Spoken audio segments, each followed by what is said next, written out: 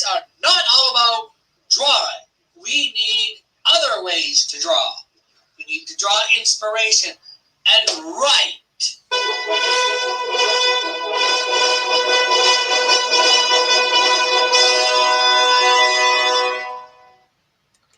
Hello, one and all. How are you all this fine day? Oh, my ears.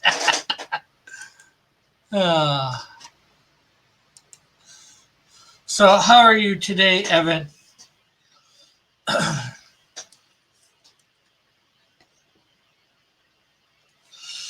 So, yes, high noon starts Monday. This is just daily drawing. It happens to be at noon. And also, Monday will be. I am good. Also, Monday will be the first technical edition of 5 o'clock shadow.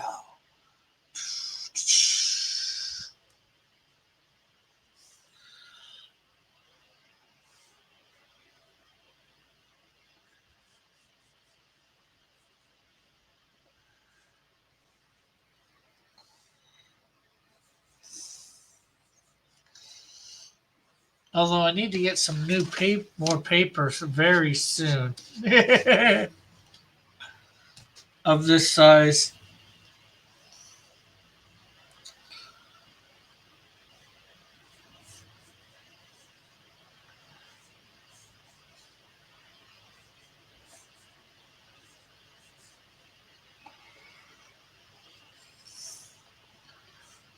Hopefully I do decent at the auction on Sunday.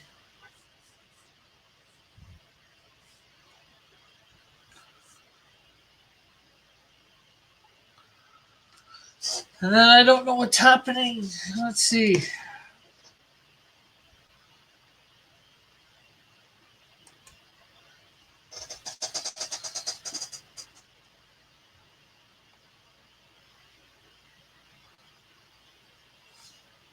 I should be able to get through, hopefully, next week with StreamYards, depending on.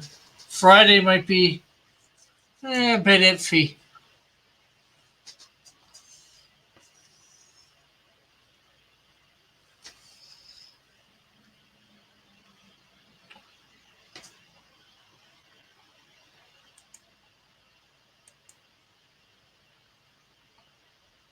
Hello, E. Yes, it's technically afternoon for me.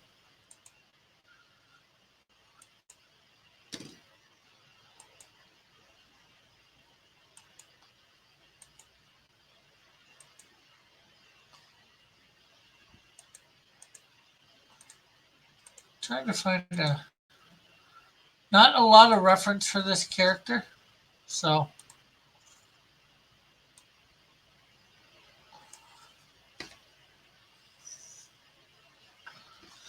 Please do remember to hit that like button and share.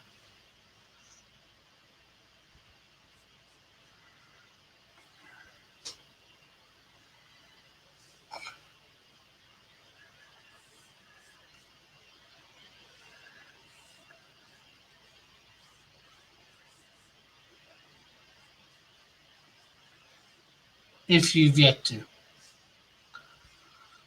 I know a lot of us do it as soon as we come in, but sometimes there's forgetting or whatever, stuff goes on.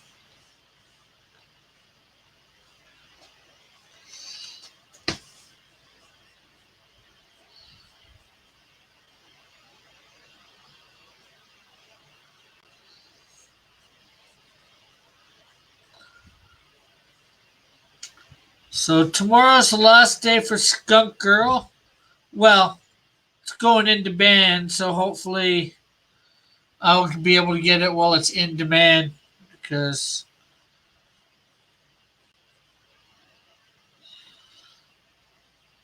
that's about the only way I'm going to be able to get it.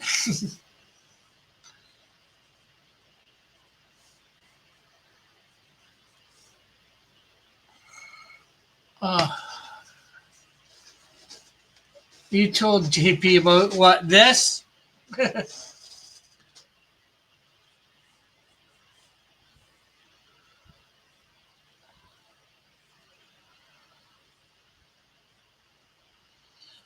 Ooh, maybe Manny can come on high noon on Monday. It is Labor Day, so he should have it off.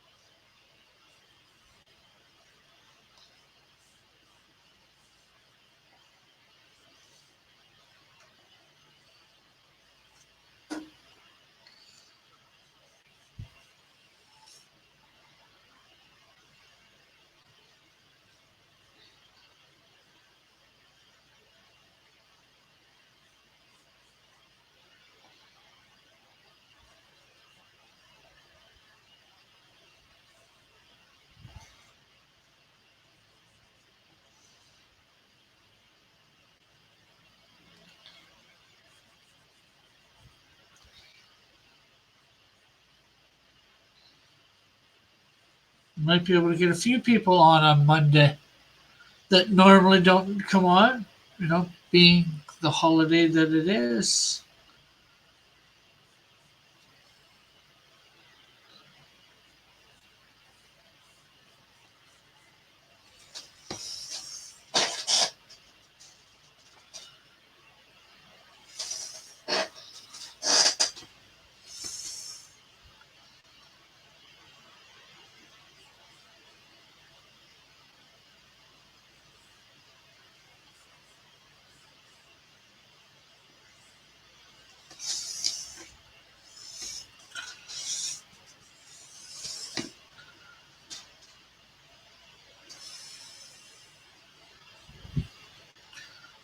Tuesday we'll start the path to Indiegogo.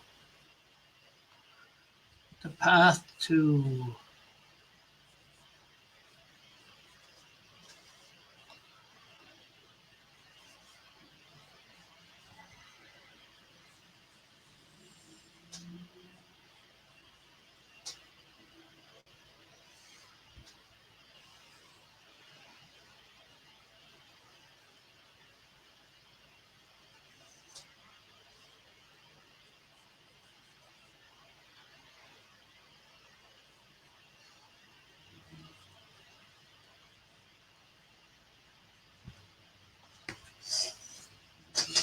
Rick. Some people have had better success on Kickstarter.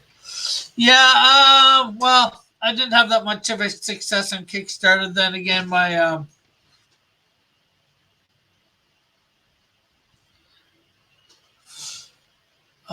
shall we say, my thing wasn't the best.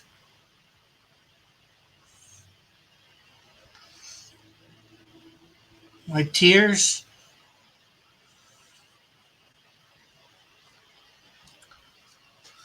So I'll try Indiegogo first. I'll get on Indicron and all that.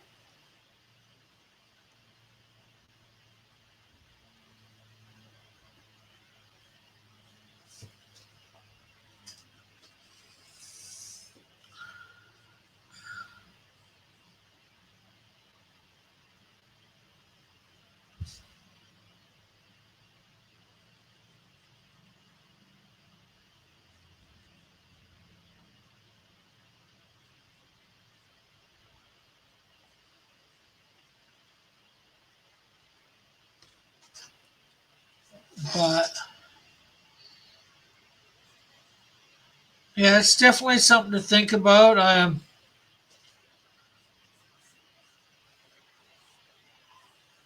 Got a few months. Let's see, September, October, November, December minimum, because I won't be doing Indiegogo till thing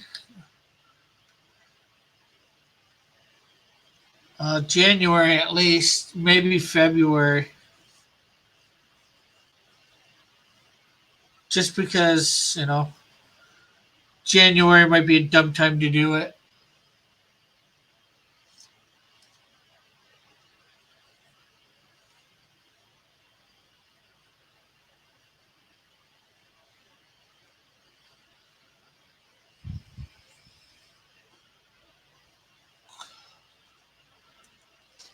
But then again, I'll be pumping out, probably pumping everybody up for it. You know, they'll see the comic being drawn, uh, somewhat inked. Um, Hopefully, be able to do something about getting it inked good.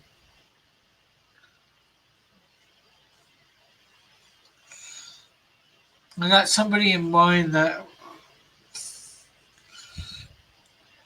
they can do the shading. I'll do the outlines.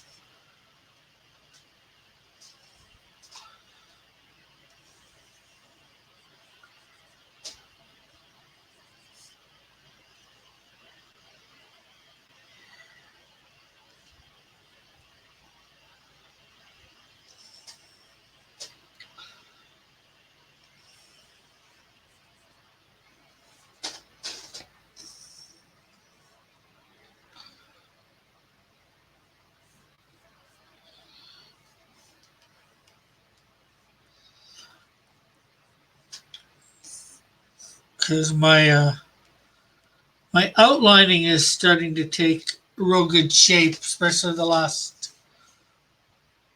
couple days. It looks like.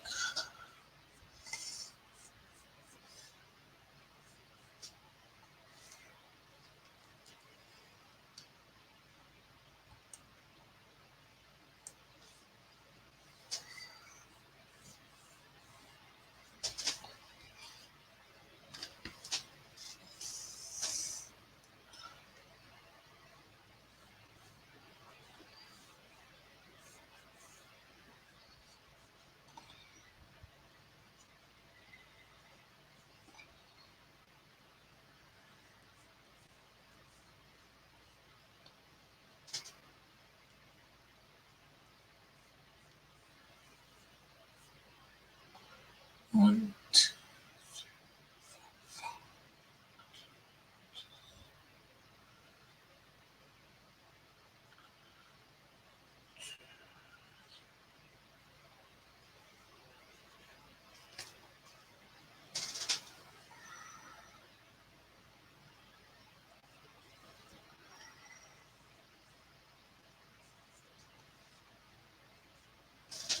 okay, let's switch this to live chat. Not that it matters for mine at the moment.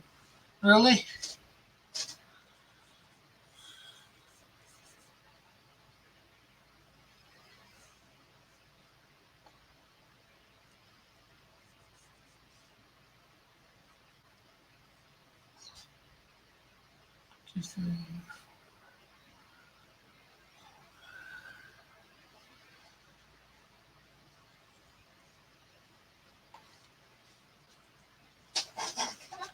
So, what's everybody doing today? How is everybody preparing for the long weekend? What you got planned for the weekend?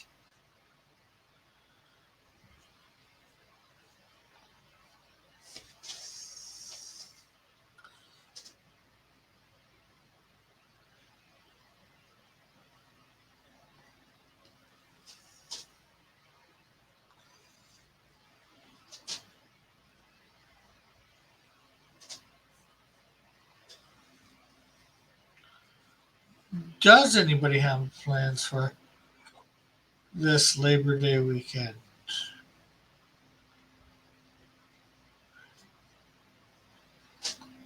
I know I don't. Just gonna be like a normal weekend to me.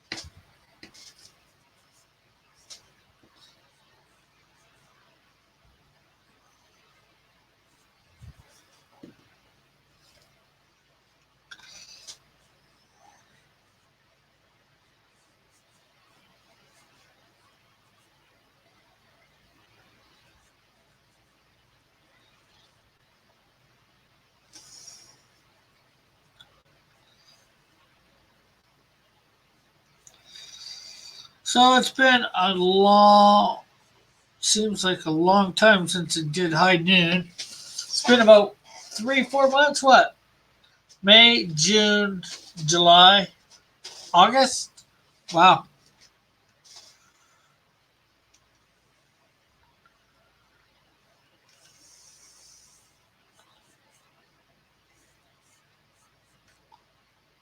Hello, Knuckle Supper.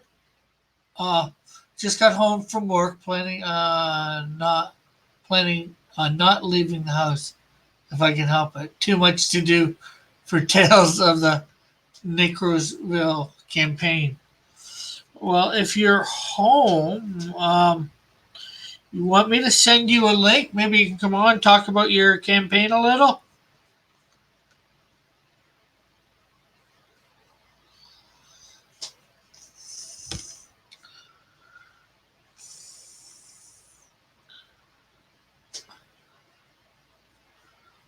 While I try and finish up drawing LightningDoug here.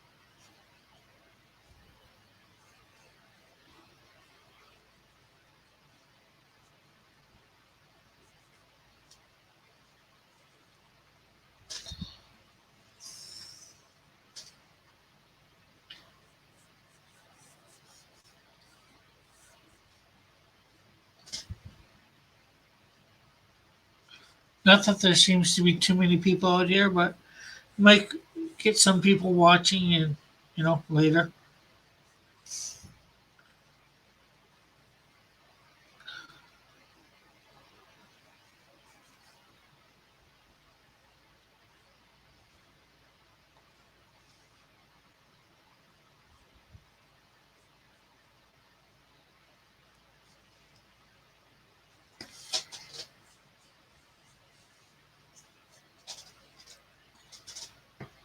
Okay, one, two.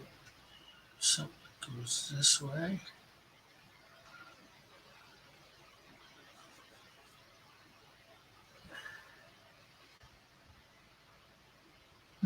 One, two, three, four, five. No problem, no problem. Well, let's see. I'll send it to you on Twitter and a DM.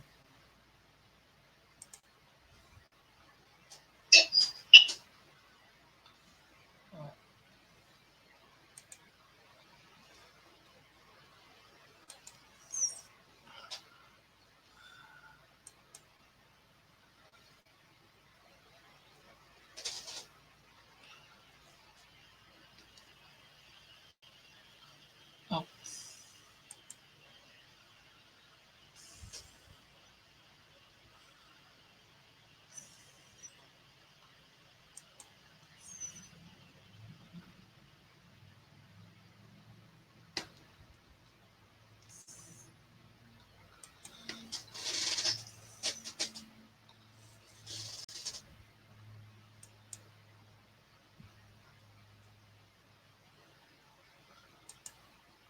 okay, there we have um,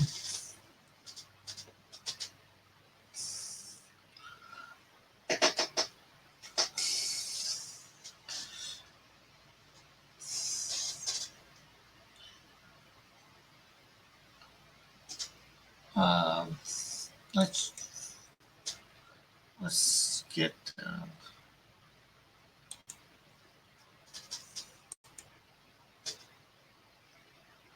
Jason, D Jason.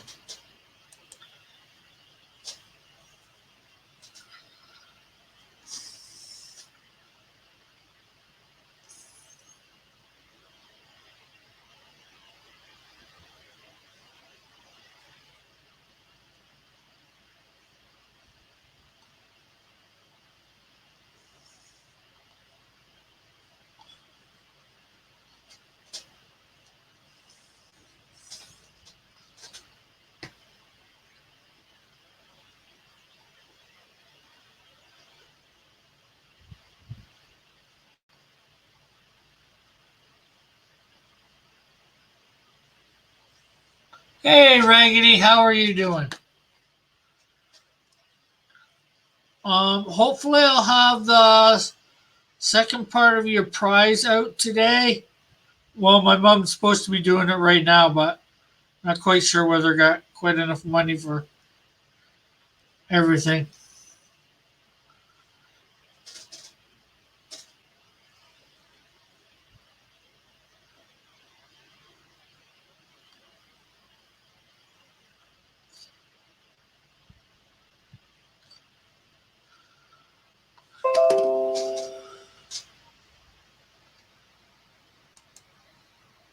But right now we're waiting for Jason from, I think his name's Jason, D Jason from Knuckle Supper Studios, the creator, I believe, of LightningDoug.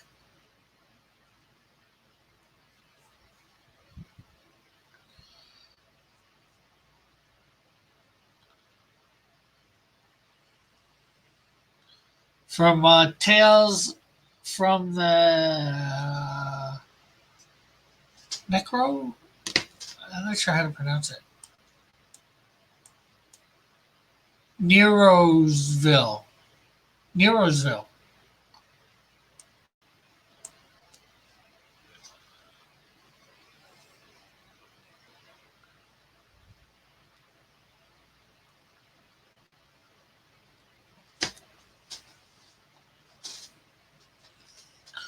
And there is a link in the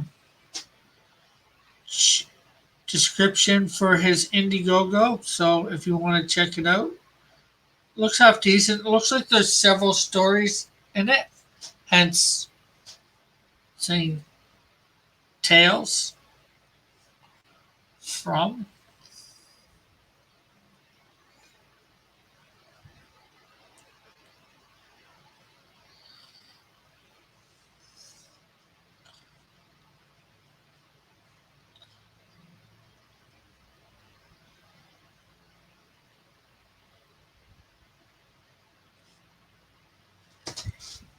Those fingers are they're long, but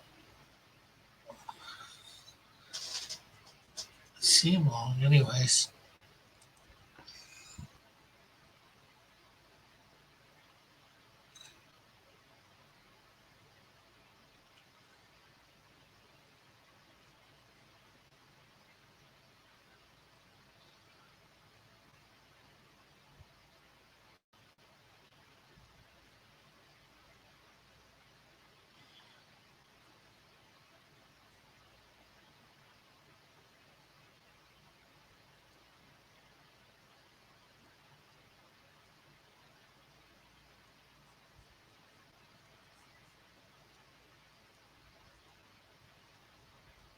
I'm keeping an eye out for you, supper or knuckle supper.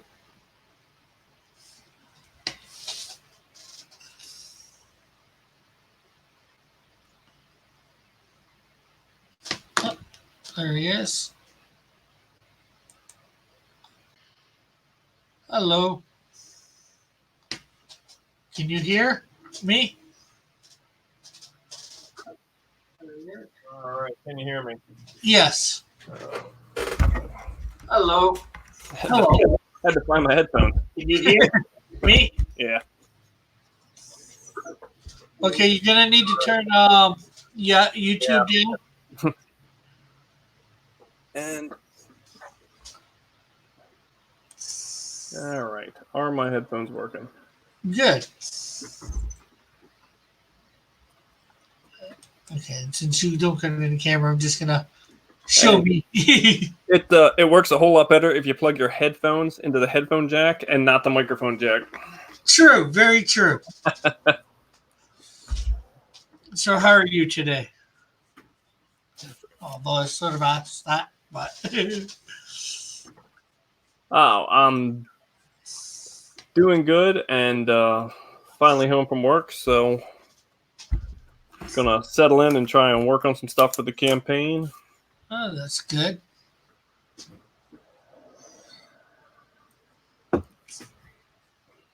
Yeah, it looks pretty neat here.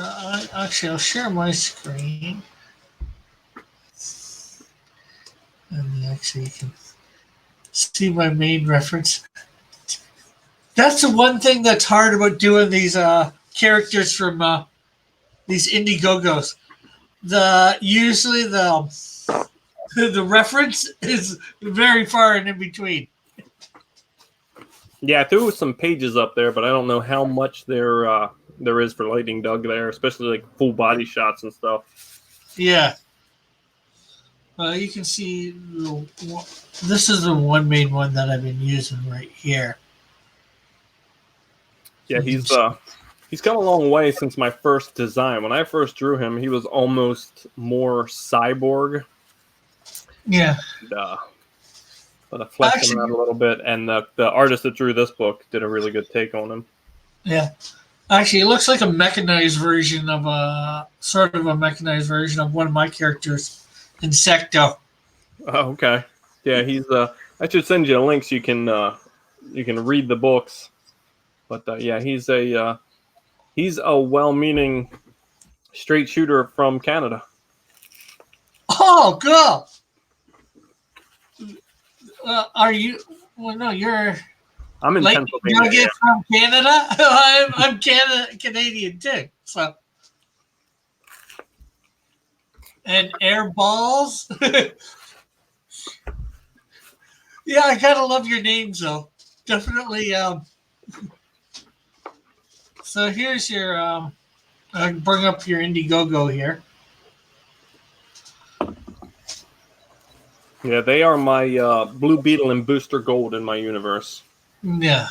Kind of lovable losers who are trying to make a name for themselves and join the upper echelon of the heroes. But like a lot of times when you keep trying too hard, you continually fail. Yeah. And this is what got 3 stories in it, I think, or is it's 3 full issues. It's issues 1, 2, and 3. I'm doing floppy comics because I like floppies, and I plan on doing conventions, and that way it's a little easier to offer people deals. Yeah.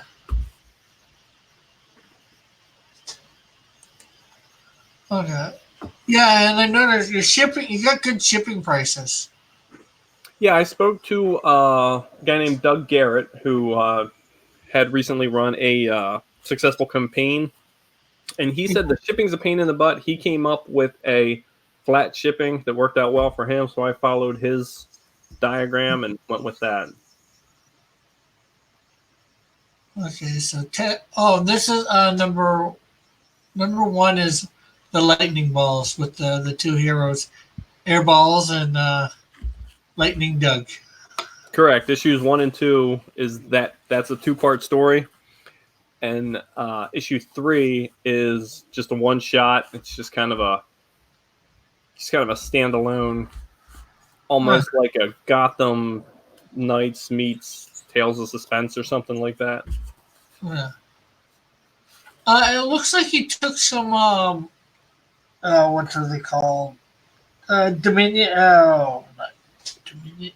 Public domain. Public domain characters here. I didn't, but I have heard that before, so I'm not sure.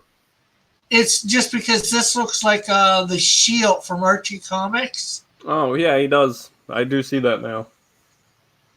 And I know there's parts of the public domain for him from way back then. You know, from back in like when he was first created. So that's what I was thinking. And not sure whether there were some other characters that sort of look public domain-ish. Yeah, it's. I'm not sure which is harder, trying to design a new, unique-looking character or trying to come up with a unique name that hasn't been used. Yeah. The first thing I do when a name pops into my head is I hop on and Google it, and so many names are taken by comic book companies, much like my own, that you've never heard of. But they're out there, so you don't want to use them. Yeah, for sure.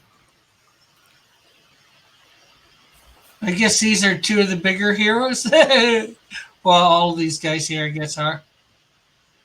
That they get. The one that looks like the Shield, that's American Pride. He's my Captain America the guys below him there, that's Bang and the Boogie.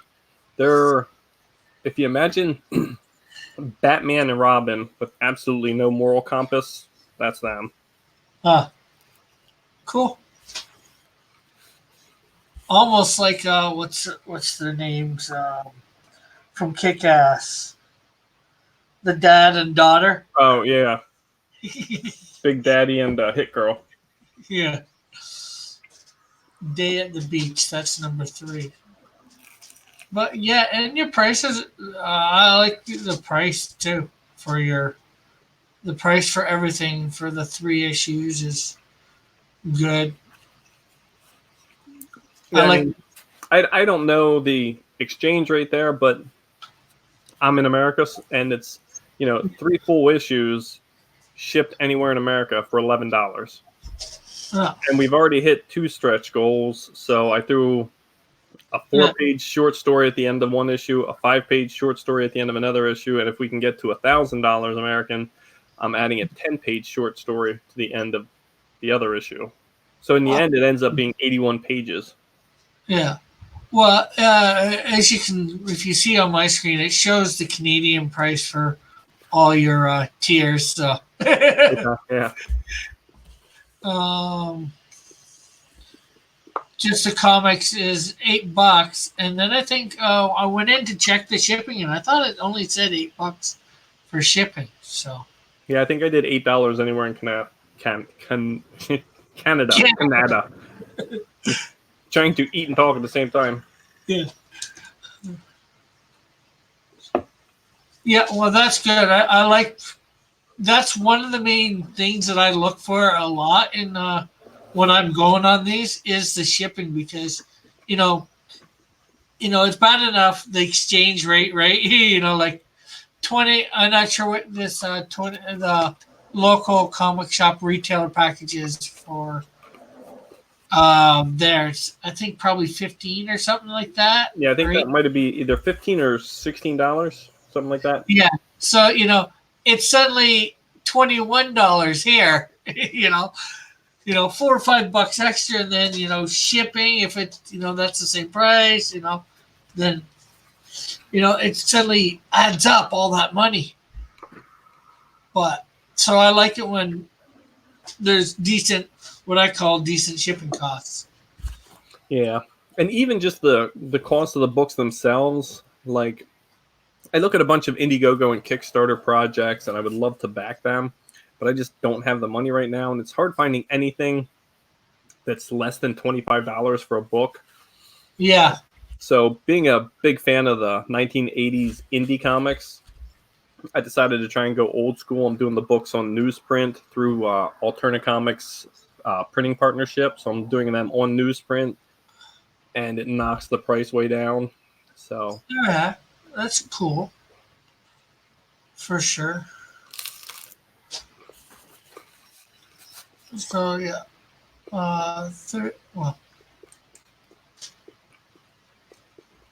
signed Heroes print. Oh, so are all the comics signed or? I'm signing all the comic books, and if that tier there is a limited edition 11x17 print, which I haven't finished yet. I think there's 28 characters on it now, and it'll end up having 30 of the heroes from Neroesville on it. Oh, cool. And that'll be signed and hand numbered as well. Wow. Definitely good for sure. Well, Evan says, JP4 says he's here. And these guys, his link to his YouTube is in there, and not his YouTube, his Twitter. So if you want to go to follow him on Twitter, I should have grabbed your YouTube from IndieCron. Yeah, my YouTube is just Knuckle Supper Studios. Right now, it has 3 videos from the campaign. I'm doing a video series called My Road to Indiegogo and Beyond. And it's everything leading up to and through the Indiegogo campaign. There's only 1 episode of that up now. I'm working on the 2nd episode now to kind of give people a little insight and help people from making the same mistakes I've made. Yeah. Yeah. Yeah. Yeah. So where's there? That's your featured one, so you can get what anonymous philanthropist. In other words, you don't get anything for a buck. You just You get the warm feeling in your chest for doing something good. credit it. Oh, you put them in the in the back or whatever. Yeah, I'm going to have a thank you page and also a spot on the website thanking people. And that'll be shared on, Facebook and Twitter and everything. Cool. That's not bad for a $3 one. I might try that one myself. Well, I think that's probably $2 for you. It's $3 for me. Yeah, it's $2 American. Yeah, right now, American, we're sitting at $839, and I'm having a push over the weekend to get to the $1,000 because I really want to throw the 10-page short story in for free. And this is flexible goal. Yeah, let's see what. You're at $839, and you got a $2,500 goal. 14 days left. This is a good one to get in on, people. It looks like. Yeah, it's going to be a bit of a reach getting to the goal, but as I told people from the beginning, have you done the 30 days or have you extended it yet? It's already extended. This is the full 60 days. There's only 14 days left. Okay.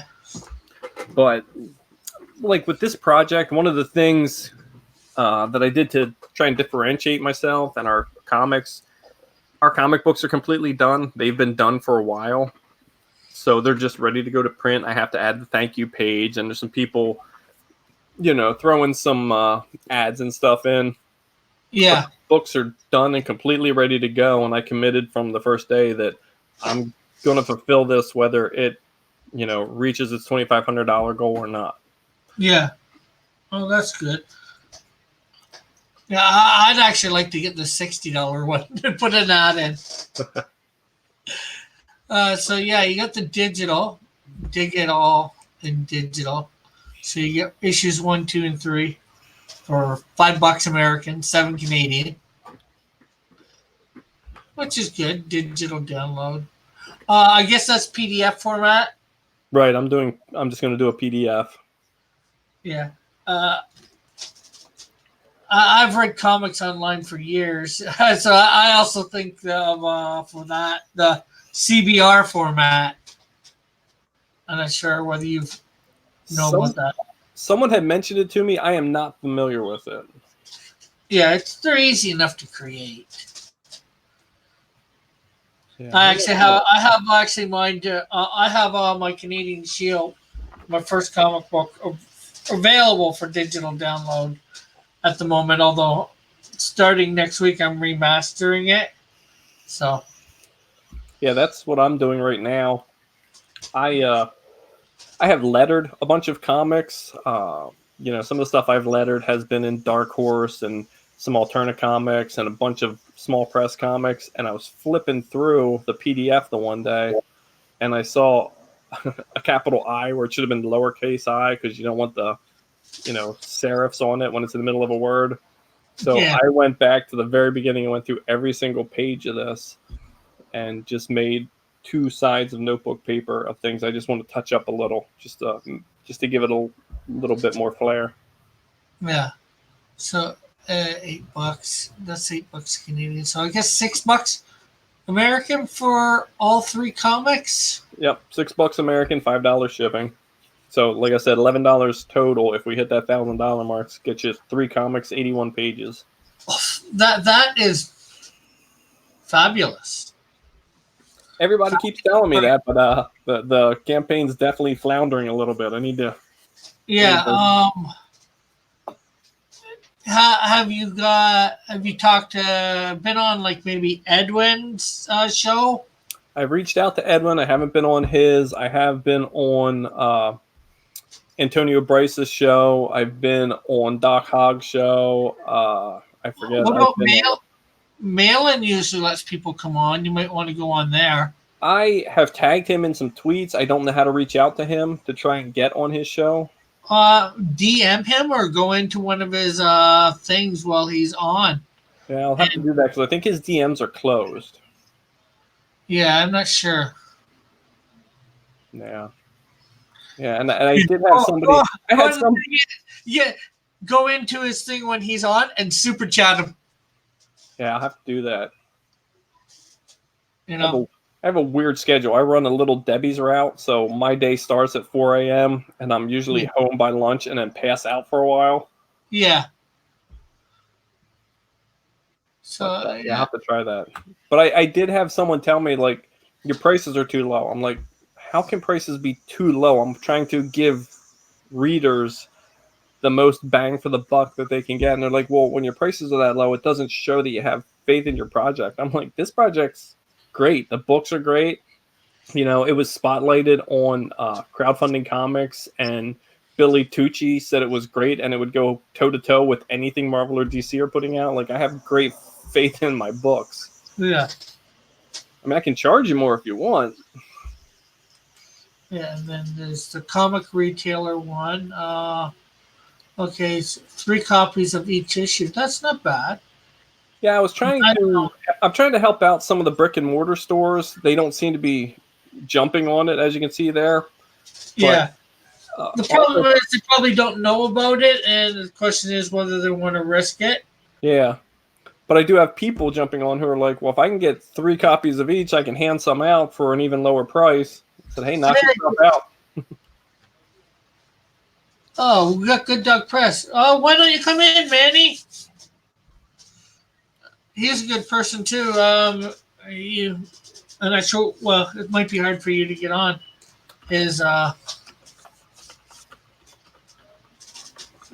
No, this is not High Noon, Joshua. But who is it? There's somebody in our community that has a comic shop. I think it's Brad Ashworth. Either Pencil for Life or Passion for Comics. Okay, yeah, I've heard of it. No, Passion for Drawing, not comics. Yep. One of those two owns a comic shop, from what I know. Okay.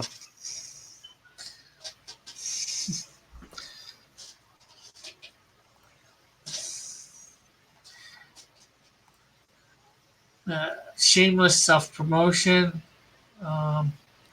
Half-page ad.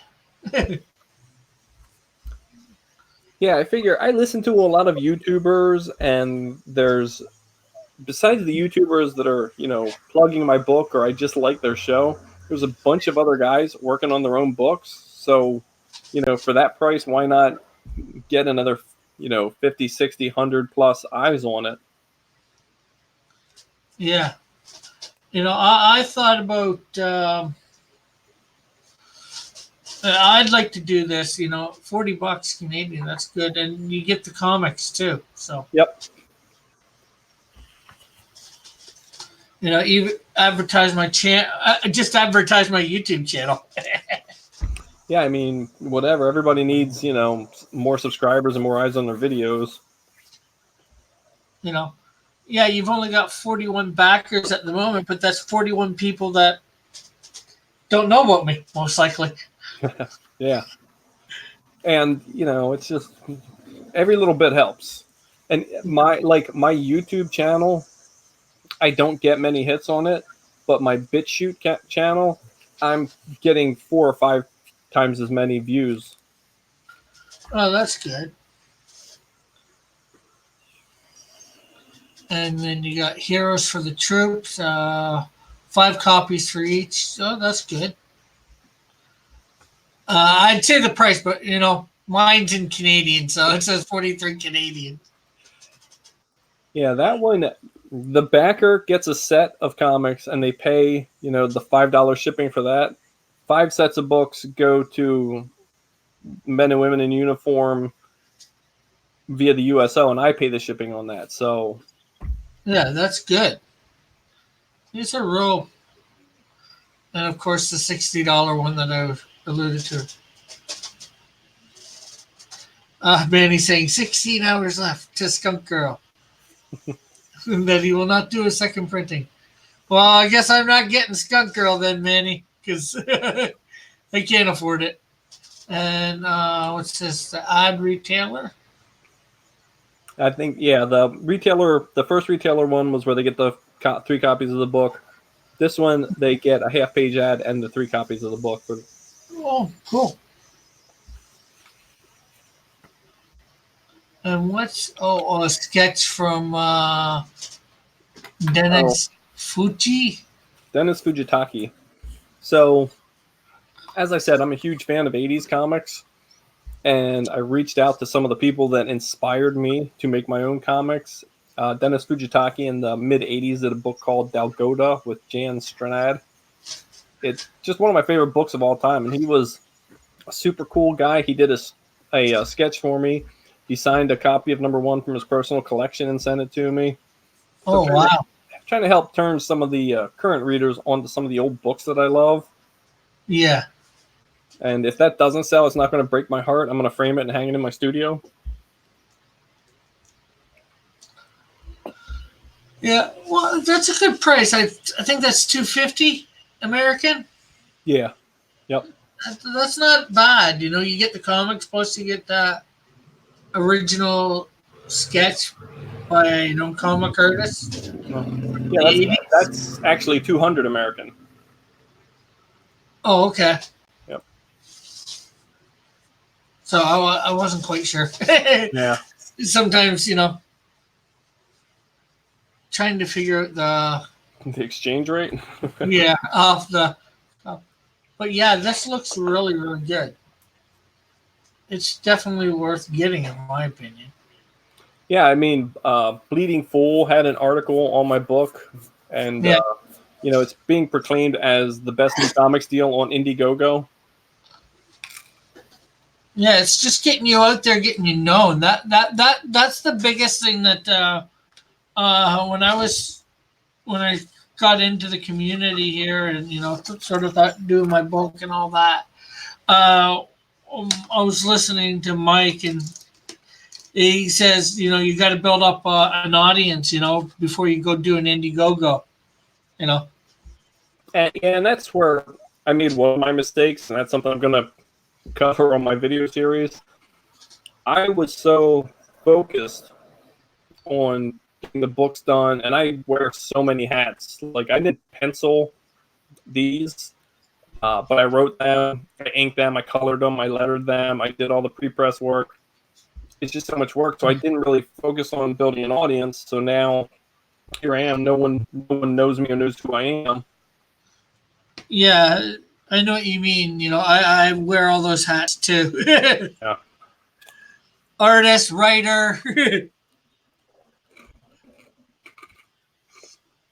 There's not much you can do. You're the only one. You're the only one. Yeah. Yeah. I had unlimited budget. Especially if you don't got the money to afford anybody. Yeah. But I mean, I've got the first 3 issues of Neroesville are on that campaign. The fourth issue is also done. The 5th issue is being penciled and inked right now. And I'm also doing a 3-issue miniseries that I'm doing everything on. I'm also doing the art on that. And that focuses on the hero Happy Jack, who's in the center of that pinup with the smiley face. That's kind of my opus tale. That might be the one big thing that I draw. So I think what I'm going to do is throw 1 issue of that miniseries in the next 3 campaigns. Yeah. The initial goal was to try and run 2 campaigns a year and get 6 issues a year out, essentially a bi-monthly schedule. Yeah. We'll see how that goes, depending on this campaign. Yeah. Well, hopefully you can build up an audience. Hopefully everybody here will go over to his Twitter and follow him. Yeah, I went looking for you, and I found out you were already following me on Twitter. I was like, okay. Let's see. Let's get your channel in here. Your YouTube channel.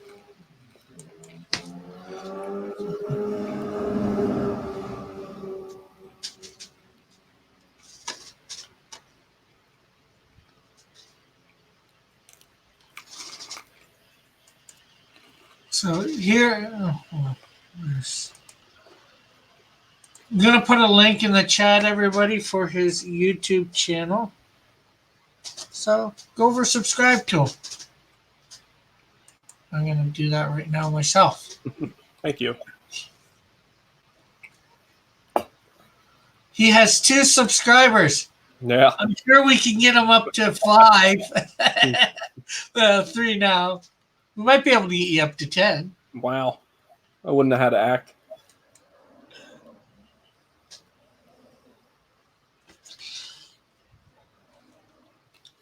Yeah, so everybody go over, subscribe to him. Give him some love, as we like to say.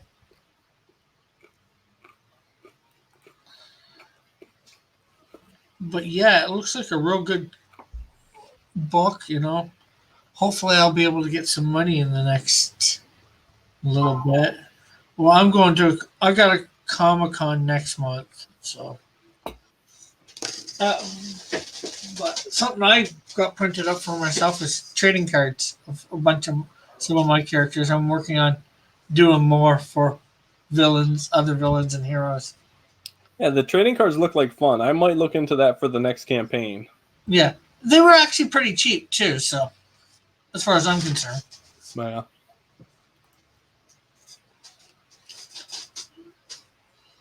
Yeah, I did the. I've got stickers and buttons and magnets and all kinds of stuff that I'm also sending out with the books.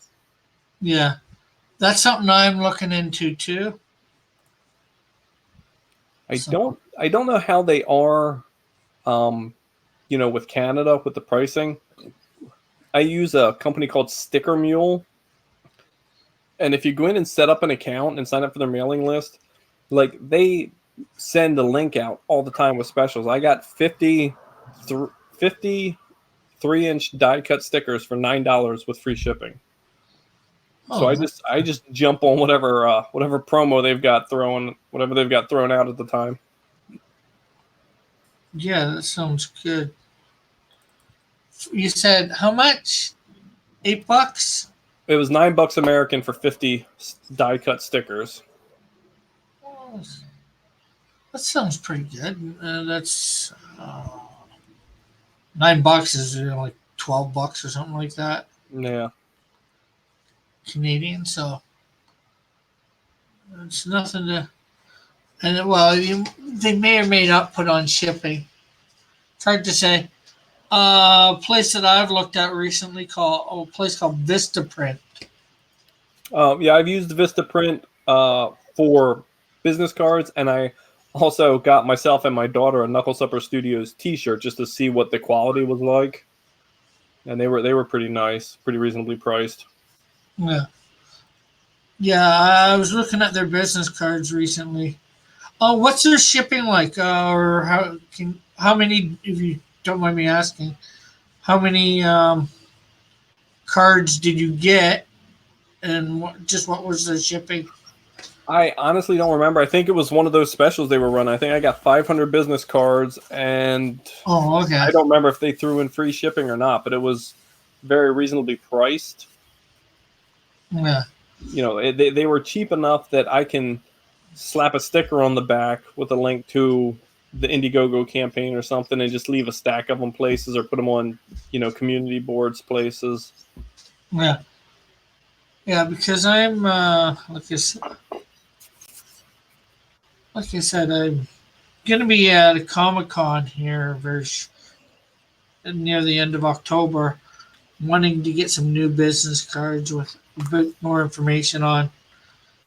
I was thinking going for the 8,000 of them because there's like going to be 10 to 13,000 people there. So yeah, hopefully I can hand out most of those. Yeah, just blanket the place with business cards. Anybody coming by? Business card, business card, business card, business card. Yeah, I saw are you trying to decide between Indiegogo and Kickstarter? Have you decided yet? Well, I'm probably going to go Indiegogo.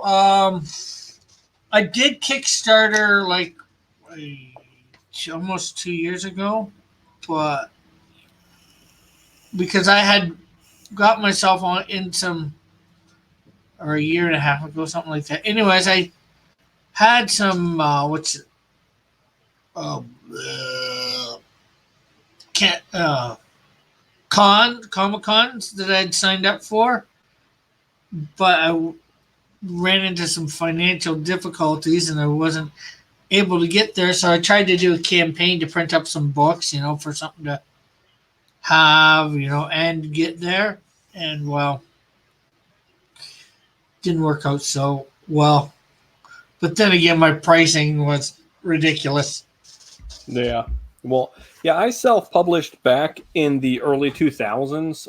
I had actually started a different publishing company with a friend, and we put out about 6 books, and we did a bunch of conventions, and we did a lot of like Wizard World, some of the larger conventions, and it was expensive, and it was really tough to get some attention. The one year we were at Philly, Stephen McNiven was sitting right across from us. So it's hard to drag people over and drop, $5 on a book when they're, when they just dropped $100 on a con sketch. Yeah. Yeah. Well, I'm obviously going into Artist Alley. That's where we were.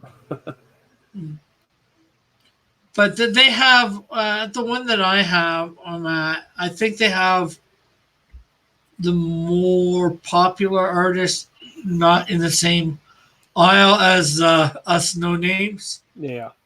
which is sort of good because well, it's good, but it's not good. Depends on how you look at it, I guess. Yeah. Yeah. The cons were fun. We did Baltimore one year, and we were way back in the corner. Like you walked out of the bathrooms, and we were like the 4th table up. So we're like, well, this kind of sucks, but hey, everybody's got to go to the bathroom, right? Yeah. And me and my buddy were standing there, and he had some of his original pages on display. And I see this older gentleman come out of the bathroom with his wife, and he's walking towards us. I'm like, oh crap, that's John Romita Sr. And he's walking down the aisle, and he looked over and he saw my buddy's original art for the cover for the book.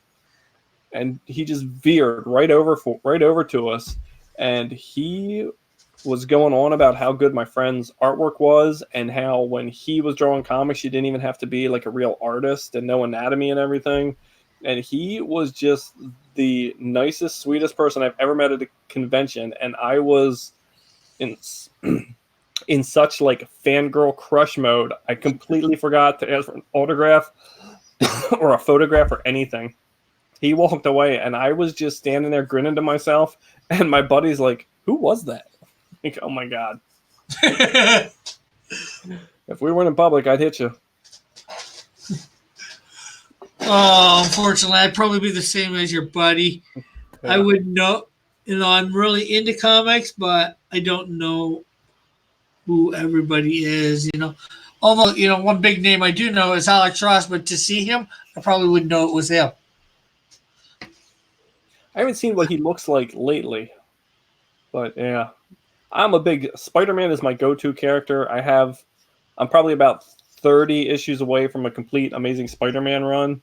So, John Romita Sr. is definitely one of my heroes. Yeah, I can believe that.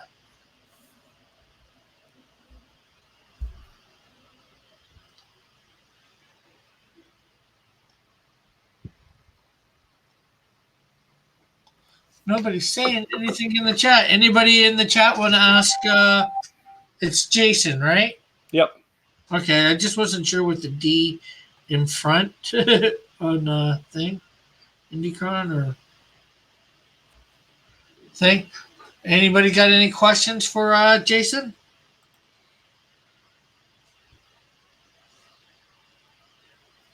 Yeah, once you launch a campaign, man, you learn so much so fast. Yeah, I can believe it. I haven't. Well, I sort of did that one campaign, but I'm gonna probably learn a lot more when I do my Indiegogo and all that. And not that I expect to get there, but actually I'm gonna have it where every 50,000 opens up a new comic book because I have a whole bunch of scripts written. I've got a whole big universe that seems like you do too. Yeah. I've been building my universe for like 30 years. Yeah, I've been working on this for about 20 years now.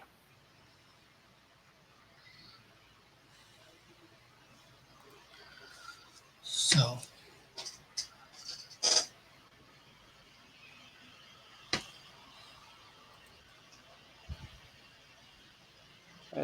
I'd never imagined how stressful it could be just putting books out there for sale. yeah, for sure.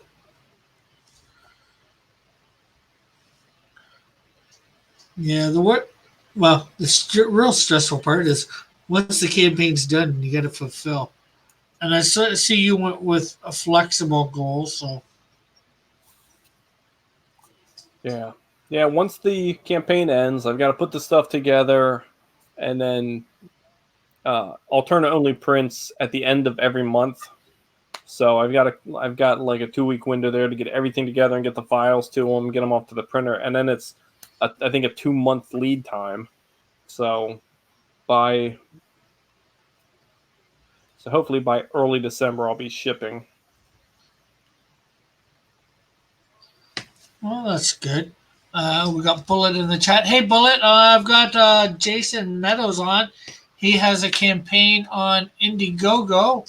If you see the link above your name there, Tales from Neroesville. Yep. And got him on because I'm drawing his character. So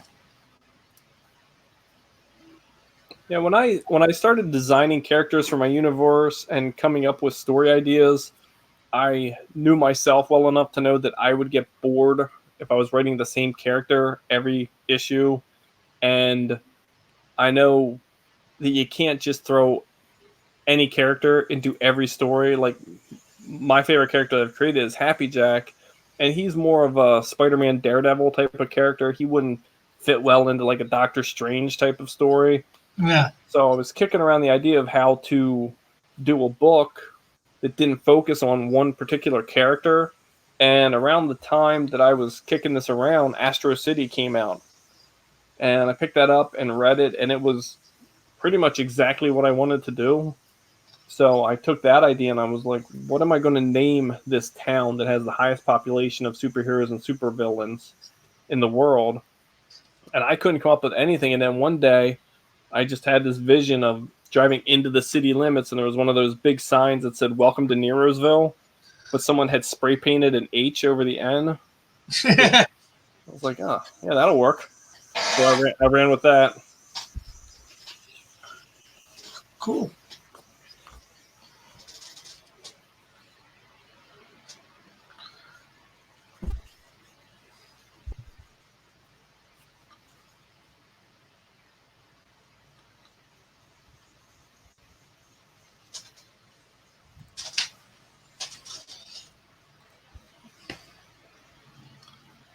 Well, I hope I'm doing your character justice here.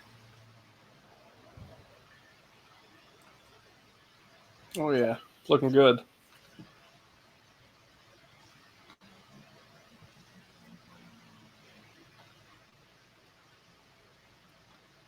My legs aren't the best that I'll admit, but A couple weeks ago, I ran a weekend special where anybody that backed the book got a free pen and ink or pencil and ink sketch thrown in. So I've got to jump on those this weekend. I work strictly digital on a Cintiq tablet, so I can't remember the last time I put pencil to paper. So I've got a dozen or so sketches I got to bang out this weekend. well, yeah, I got a whole bunch of drawing. Well, not like it's all obligated, but I'm trying to start do some more stuff for my channel here, just do stuff, try and pique some people's interest. Yeah, I should do more of that. I should get a good screen cap program so when I am working in Photoshop, I can record it all. Yeah.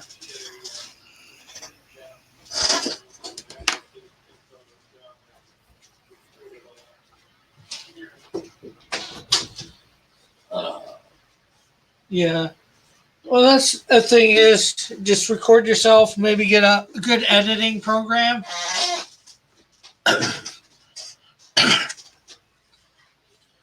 Which, that way you can maybe time lapse it and, Yeah. during it, Yeah, I've got the full Adobe suite, and most of my videos I do on their Animate. I'm sure they're better, easier programs to use because there's a heck of a learning curve on this thing.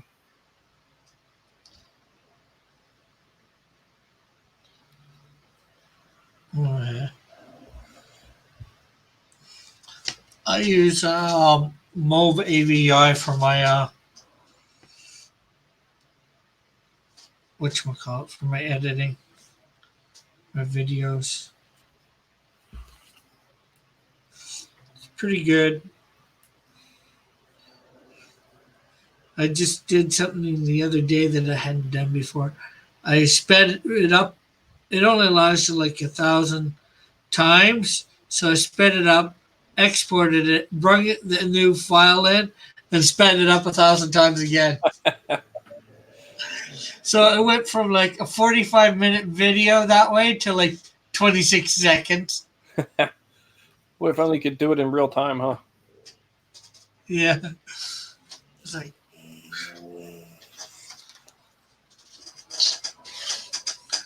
yeah, and something I just opened up less than a month ago, Patreon too. So hopefully, trying to get people out there to support my Patreon too. So Yeah, I haven't looked into that yet. yeah, I've got 3 backers at the moment, 3 Patreons, and I should say thank you to them: Tosspot, Skunk Girl, and Tank Ferret. So.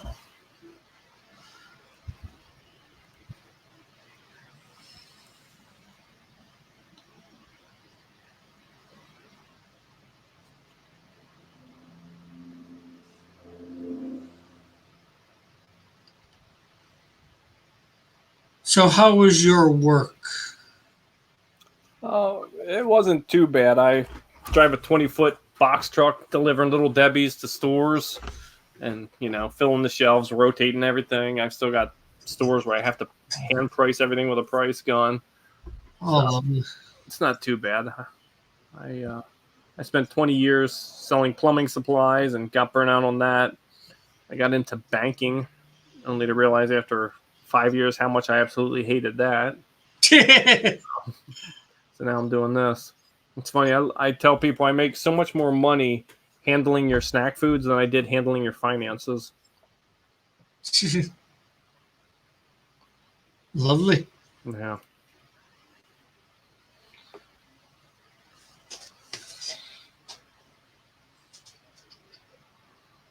Yeah, I get up about 4 a.m. every day, and I haven't been able to break myself from going to bed at midnight, so I run on about 4 hours sleep a night.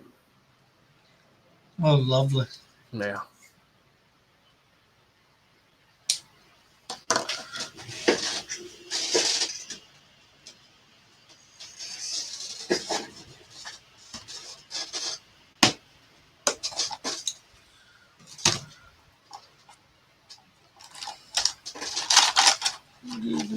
Just trying to find a thing for that stuff.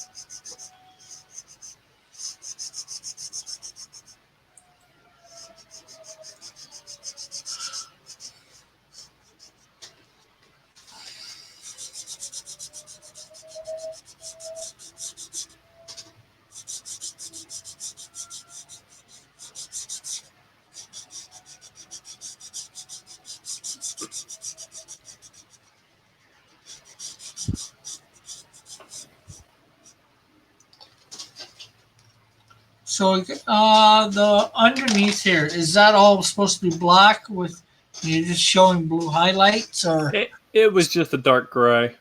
okay? And then obviously the thing itself is supposed to be gray or Yeah, he's just different shades of gray and silver for metal.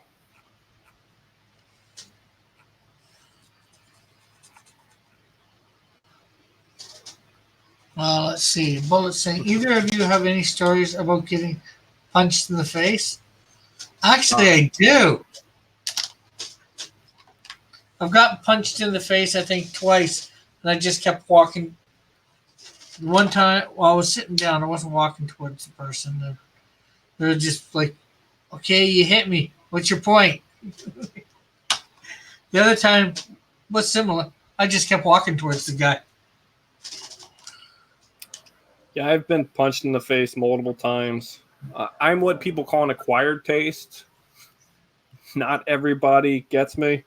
I've had my nose broken 3 times, and if you ever get a chance to see my hands, they look like they belong to 2 different people. You can definitely tell which is my lead hand. Uh, Yeah, those days are long behind me. I used to love a good brawl, but I am too old for that nonsense anymore. yeah. Well, I've never been a fighter, but yeah, I can obviously take a punch.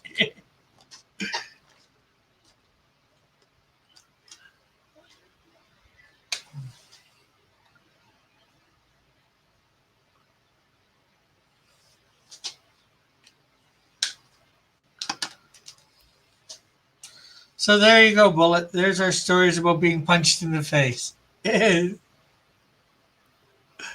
Hope it wasn't all you expected it to be.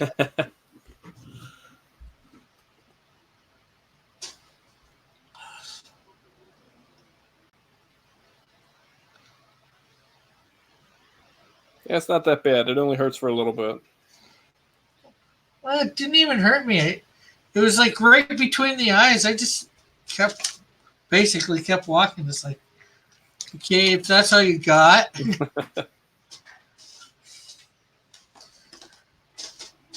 was a good punch. And it was a kid younger than me, but he wanted to still take me on.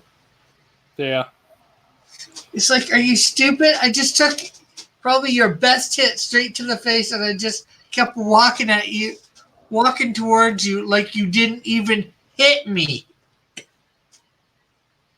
Yeah, when I was in high school, I worked at a grocery store unloading trucks, and I was being a bit of a prick and picking on this one guy all night. He told me, he's like, if you do that again, I'm going to hit you. So, of course, I did it again. And he's like, that's it, I'm going to hit you. I said, all right. So I turned sideways, to give him a free shot, just to punch me in the shoulder. And when I turned sideways, he punched me square across the jaw. And it didn't even hurt so much as it just shocked me. I just turned him like, dude, what the hell? Like, for real? He's like, I told you to stop. All right, man.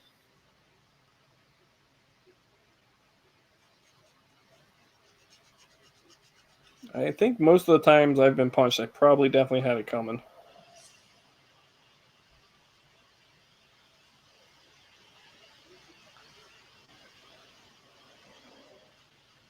I didn't have it coming either of those times. Well, the one time where I was walked straight towards the guy, it was at my friend's place, and he was teasing my friend and all that, bugging him. And I'm like, and he was on his property. And I'm like, get off the damn property, buddy. Get lost. And I started walking towards him, and he decided he'd throw a punch.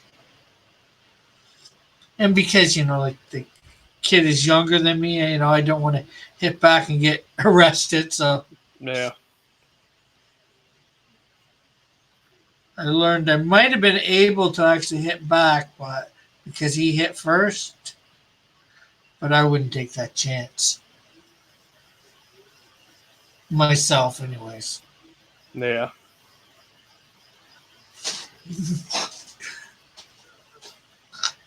Yeah, part of my problem is growing up, I was always a small guy. I didn't hit my growth spurt until probably ninth grade.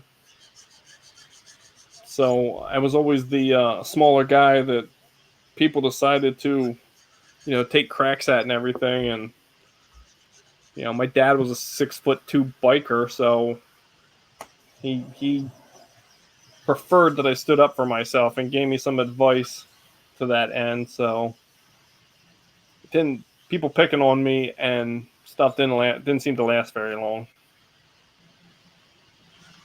Yeah.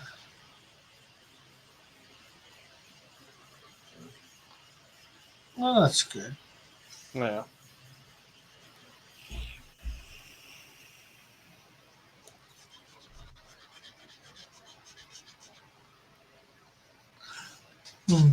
Evan von Scriver says, "What a strange question." And Bullet comes back, "You're welcome, Evan. These are regulars of mine."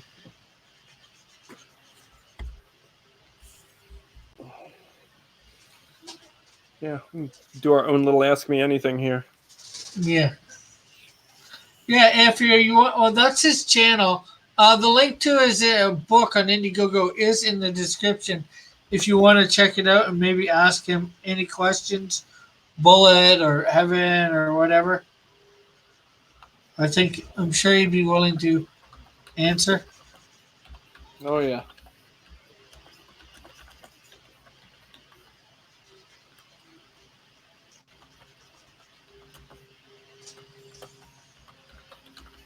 Uh, Good Dog Press says, "Does this character have an iron suit?"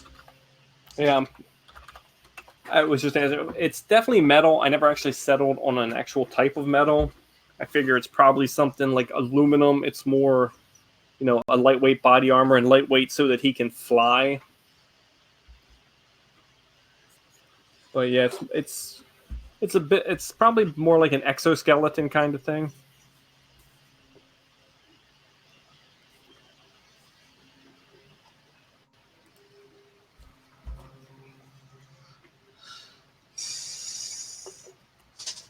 Okay, and Evan says, "How many times have you been punched in the face?" Me, twice. I've lost count. I probably less than 10.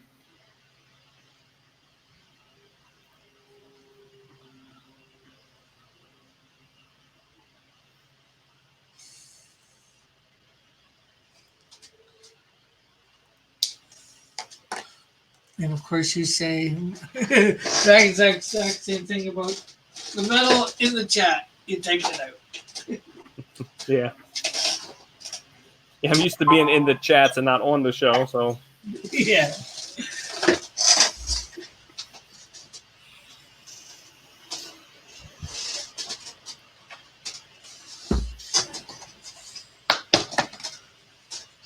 Oh, it's all right. It's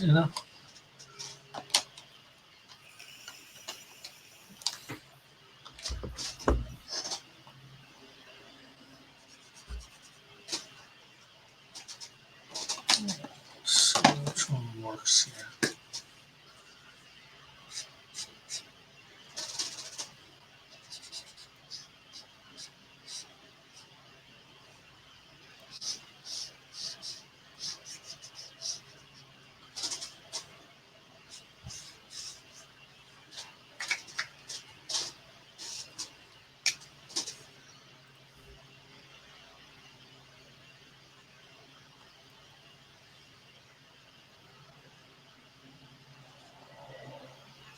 And he said, "Good Dog says, cool." Manny, I think you're at home. If you want, you can jump on. The link's there.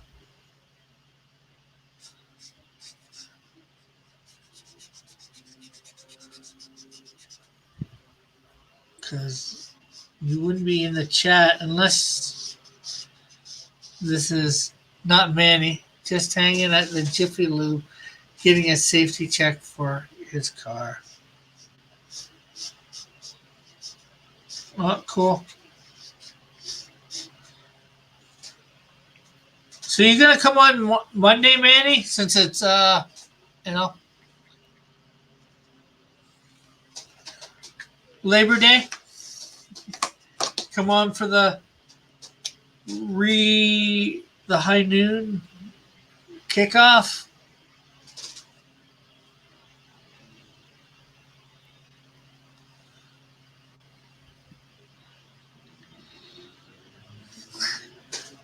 Uh, so what got you into comics in the first place? Me? Yeah.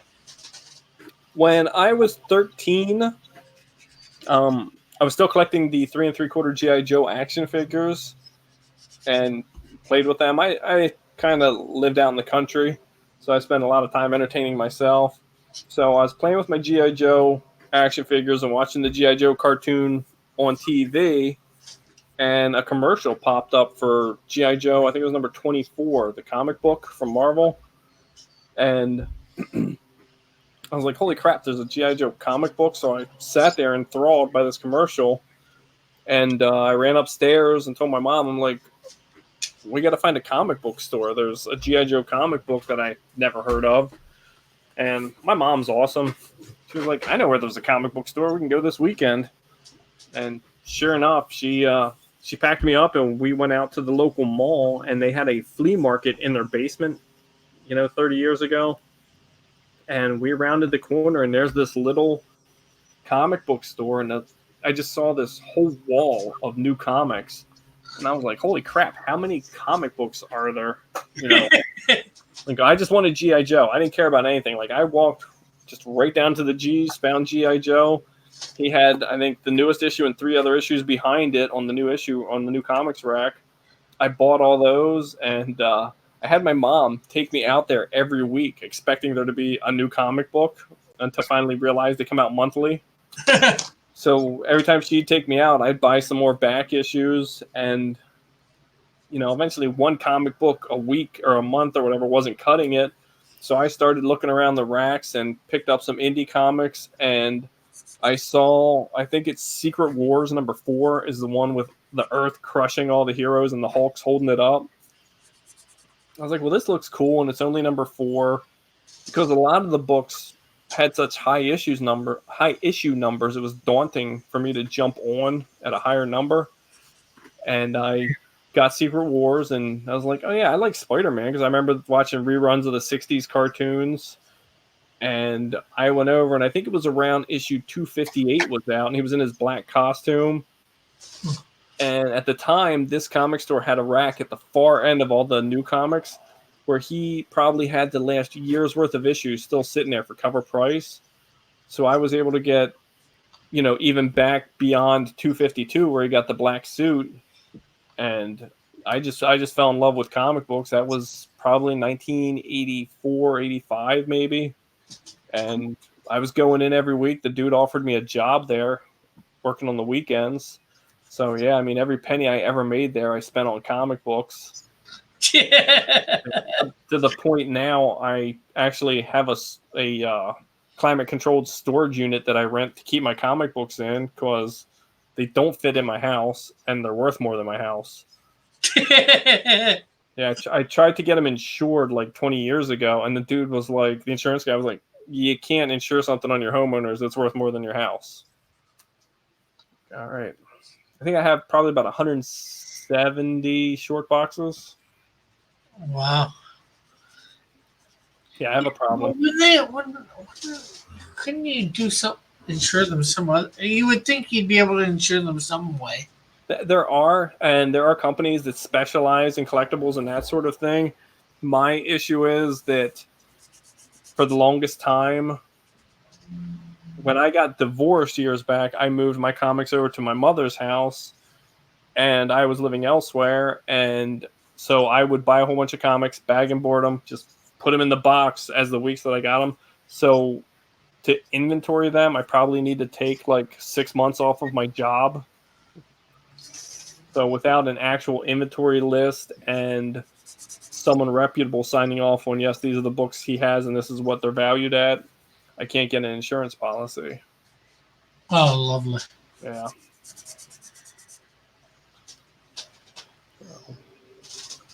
That'll be a job for when I'm retired, if I ever get to retire. Well, hopefully doing your own comics like this will sort of help you retire. That's the plan, or at least a little supplemental income. I'm trying to work on things for when I do retire to keep some money coming in.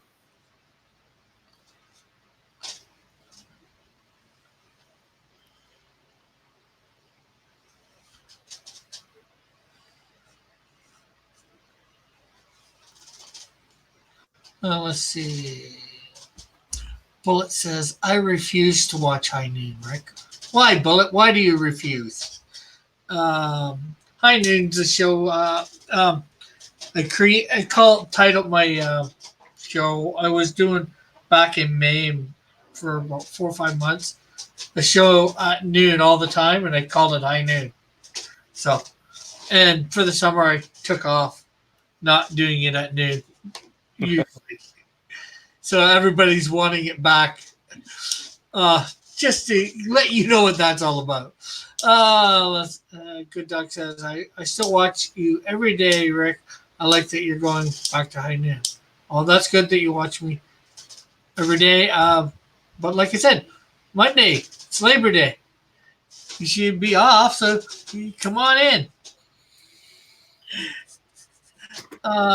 Because you haven't been on in a while. I didn't get to go on your show a couple weeks ago. Earlier this week, I think you gave me a link, but I was sleeping. Good Dog lives in Hawaii, so sometimes it's hard to connect, especially being on the American East Coast. I won't say the Canadian East Coast because it's a little bit even more different in time. Yeah. My family, when I was younger, we used to vacation in Canada every year. We would go to, and I have no idea. I'll tell you the name of the place we went to, but I have no idea where it is. It was Gananoque. I have no idea where that is. Yeah, it was called the Thousand Islands, and it was cool. Thousand Islands, that sounds vaguely familiar. It was really neat. You could go, and like my dad loved to fish, and we'd catch all these muskie and pike and everything, and you could do this boat tour, and it took you out to this island. This wealthy man, I don't even know when, bought this island for his wife to build a castle on.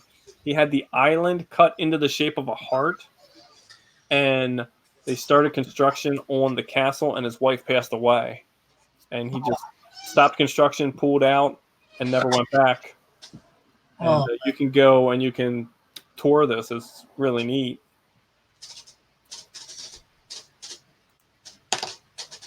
Well, that definitely sounds neat. What else we got here? Bullet says, I remember when comics were so popular, a girl I knew, her dad had a comic shop in his basement. Laugh out loud. Good Dog says, back in the 90s, a friend of mine had a diamond account. We bought comics that way. Kings, my mom says hi. She's King's kid. Let's see. Bullet says, I can't promote drug use, Rick. Okay, how does High Noon promote drug use?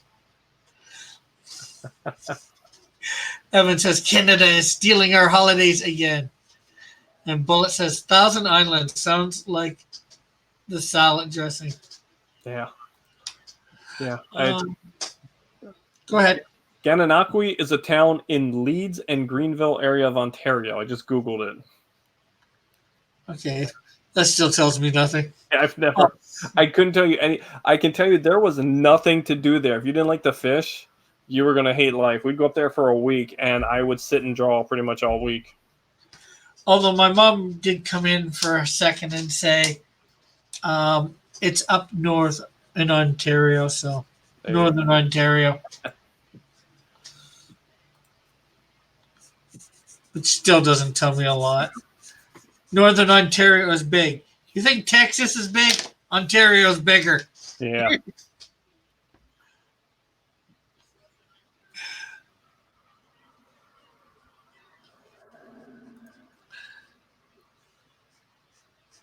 We can probably fit 2 or 3 Texas is in here in Ontario.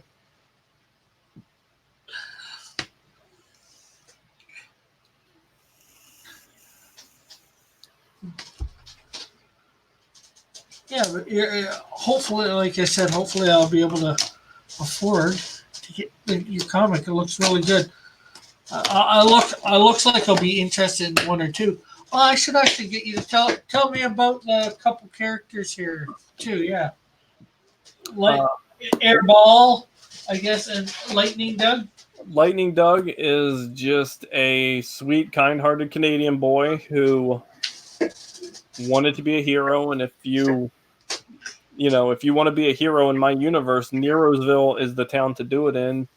It's got the highest population of superheroes and supervillains in the world, and that's where people go to see superheroes. People just keep moving there because I tell people you can't swing a dead cat without hitting a costume in Neroesville. So Doug moved down there, and he wanted to, just serve the greater good. That's all he cares about. Airballs was a weapons contractor for the U.S. government, and he wanted to vote. Once he saw, kind of like Tony Stark, once he saw some of the after effects of what his creations were doing, he wanted to concentrate on non-lethal weapons, and the government really didn't want any part of that, so he lost his contracts.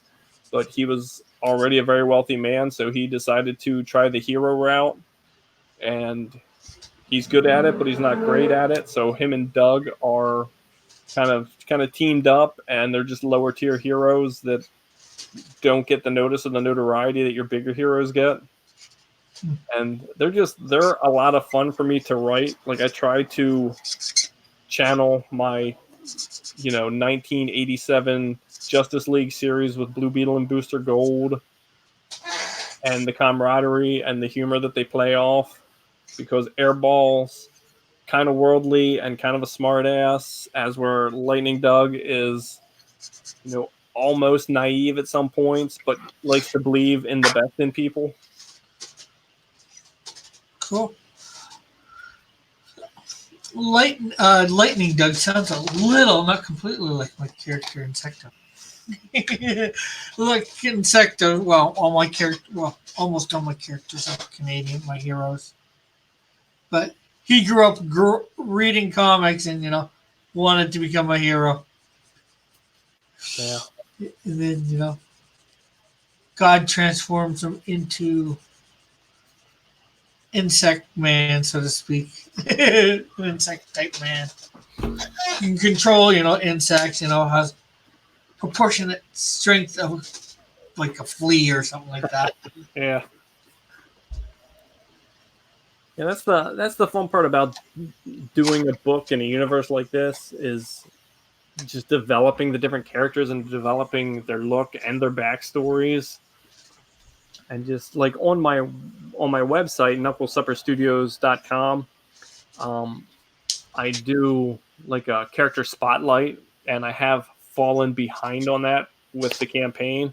But once a week, I was throwing a pinup of a character there and kind of telling their backstory. So there's a handful of characters there, and it's just fun sitting down, looking at this character and fleshing them out with a history. Bullet says, will there be nods to Bob and Doug McKenzie? Oh, you know what? I didn't even think about that. I could probably throw a hoser in there. Maybe one of them will get stuck in a vat of beer and they'll have to drink their way out. And Good Dog says the Canadian flea.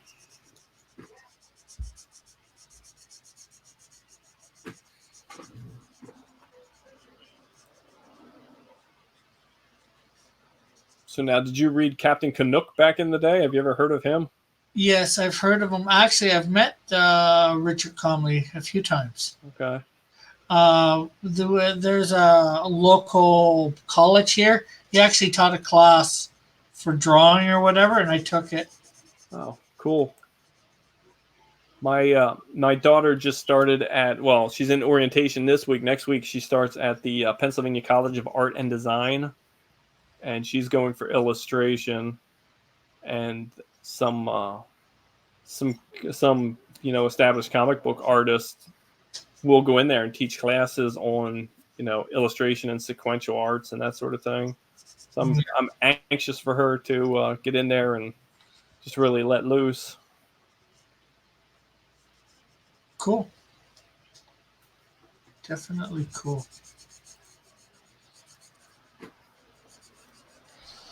And I made a bit of a boo-boo in coloring him. I started coloring his arm there to create him his metal suit. So. Oh, it's fine. I work with a rotating cast of artists. And that's one of my favorite things about taking like the Astro City approach is when I write a story, I can envision it in my head. So I can go out and look for a specific style of artist. And you'll see sometimes from books to books how the character's appearance varies and changes based on who's drawing it. Yeah.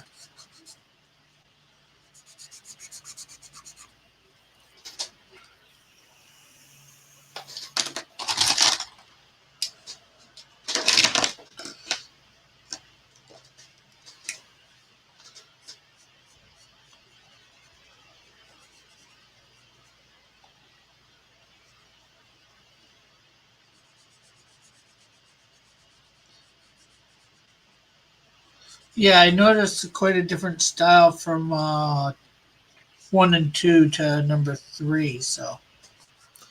Yeah. Number 3 was a guy that lives here in PA and was interested in getting into comics. He actually reached out to me and was interested in drawing something for me, and I liked his art style more for the kind of, I hate to use the term grim and gritty, but that's kind of how issue 3 is for that type of story than for like 1 and 2 with LightningDoug and Airball. I wanted a more like traditional older school Marvel style. So Yeah. yeah, he drew and he did everything on that. He did pencils, inks, and colors. Jim McMahon. Oh, that's cool, definitely.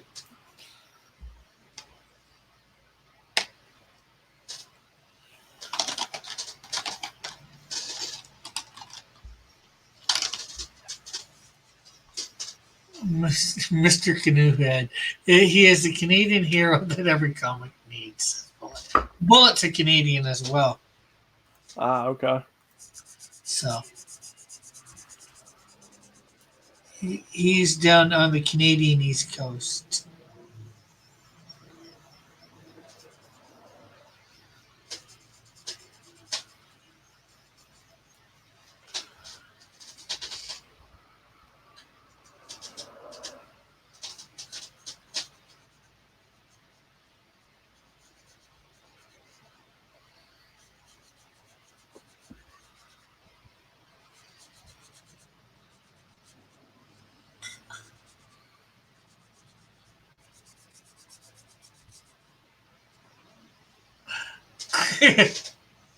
Bullet says, "Why you're doxing my nation, Rick?"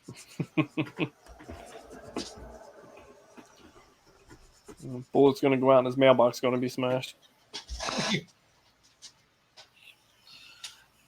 Yeah. Smashed by some unknown person who he's never seen and never will see again. Yeah. How can you never see somebody again if you've never seen them in the first place? Me and my oxymoron stuff to say. Oh, you don't have to stay if you don't want to. I just thought, you were in the chat. Figure let you come on, tell a little bit about your characters, or anything else you want to say about any of the other heroes or whatever. There's a lot of the heroes in Neroesville. When I'm writing a story, the current script that I'm working on is going to be my version of Teen Titans. So it's usually me looking at a character and being like, well, I don't have a speedster for this. So I'll sit down and come up with a speedster and design it that way. Or I'll look at, a Marvel or DC character and I'll be like, well, that would be cool. But, what if that character this, or what if that character had this happen in their life? And that's how I design the characters. Happy Jack was the very first character I created for the universe. I created him 30 years ago, I guess, almost, when I was selling plumbing supplies, and had to deal with a company out of New York who were notoriously rude, and I just got sick of the guy's attitude, and I called him Happy Jack one day, and just to be a smart mouth, and the rest of the day, the name just kind of stuck with me, and it just started fleshing out from there, and I envisioned a superhero and how annoying it would be to a supervillain who's getting his butt kicked by a guy with a smiley face mask, making wisecracks the whole time. Oh, sort of like Spider-Man? Yeah, yeah, definitely like Spider-Man. So, yeah. Although Spider-Man doesn't have that smiley face mask. Mm-mm. That would just simply be insult to injury with but that sounds neat. Yeah, and there's another character on the pin up there that's on the campaign page. It's just he's a little guy and he's wearing a straitjacket, and that's Brouhaha. And I don't even remember where he came from, but whenever I'm writing him, I just have a blast writing him because he is the voices in my head, all the weird thoughts that go through my mind. Someone's explaining a dire situation and the trouble and the consequences and everything, and he's like, yeah. Did you see that butterfly over there? So I've got a story planned out for a team up with him and Happy Jack that's going to focus mostly on Brew. So I'm looking forward to tightening that script up and getting someone illustrating that. Definitely sounds decent.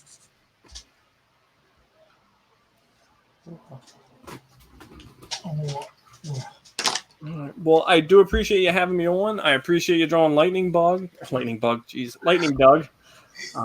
I am going to go pass out before I have to go pick my daughter up at college in a couple hours. Okay. Thanks for being on. Have a great day.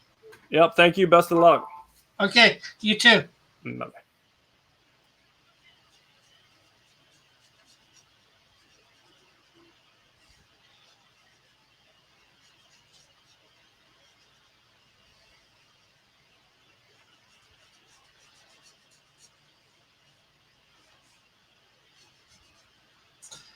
So let's see, what do we got here? Easy Bullet. Rick, now he knows I get mail. Rick, did you see my mailbox video on Twitter? No, JP. Evan says, Hail Raven. Bullet says, no one sees anything on Twitter, JP.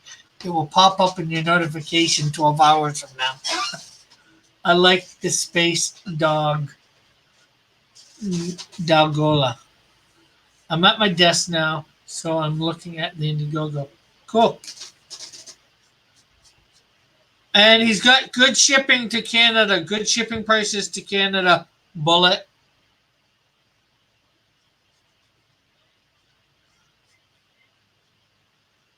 Very reasonable.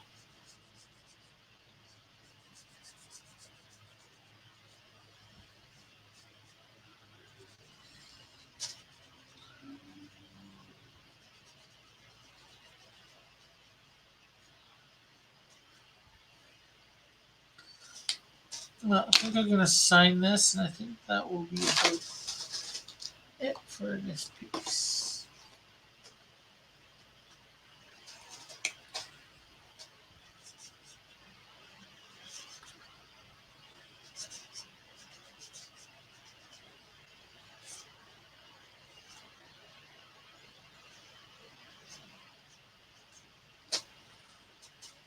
Watch it.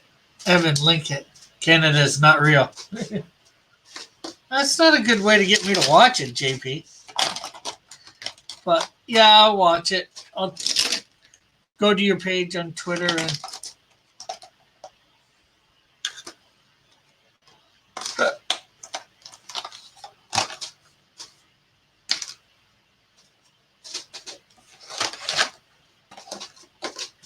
so I used a whole bunch of different grays, as you can see.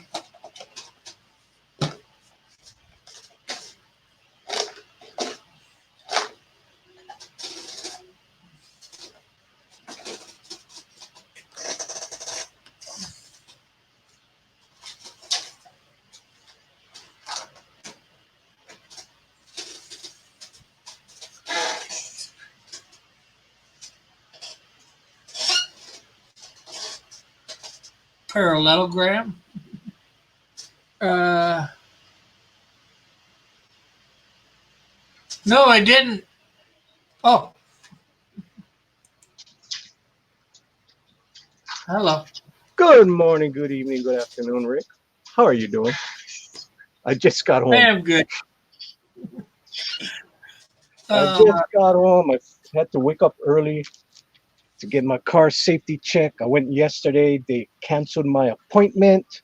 So had to go there in the morning, be the first one in line.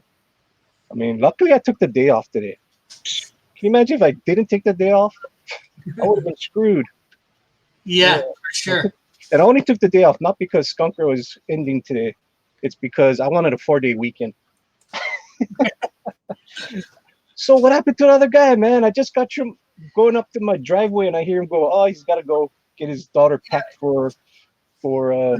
He has to get some sleep. He has a night job. He gets up at like 4 a.m. or something like that. Cool. Awesome. Oh yeah, awesome. Got another backer just within the last hour. Cool.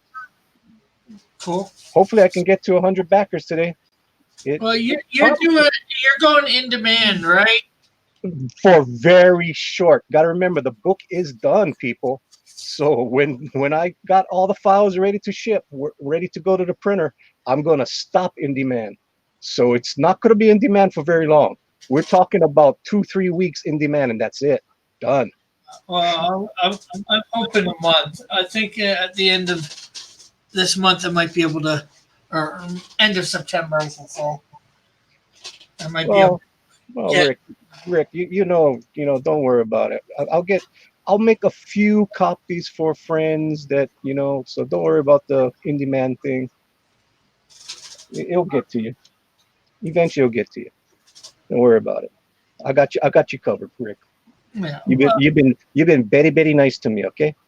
So, and dude, I would be on your show more if I was off, but I work at this time. That's the crappy part. That's the crappy part.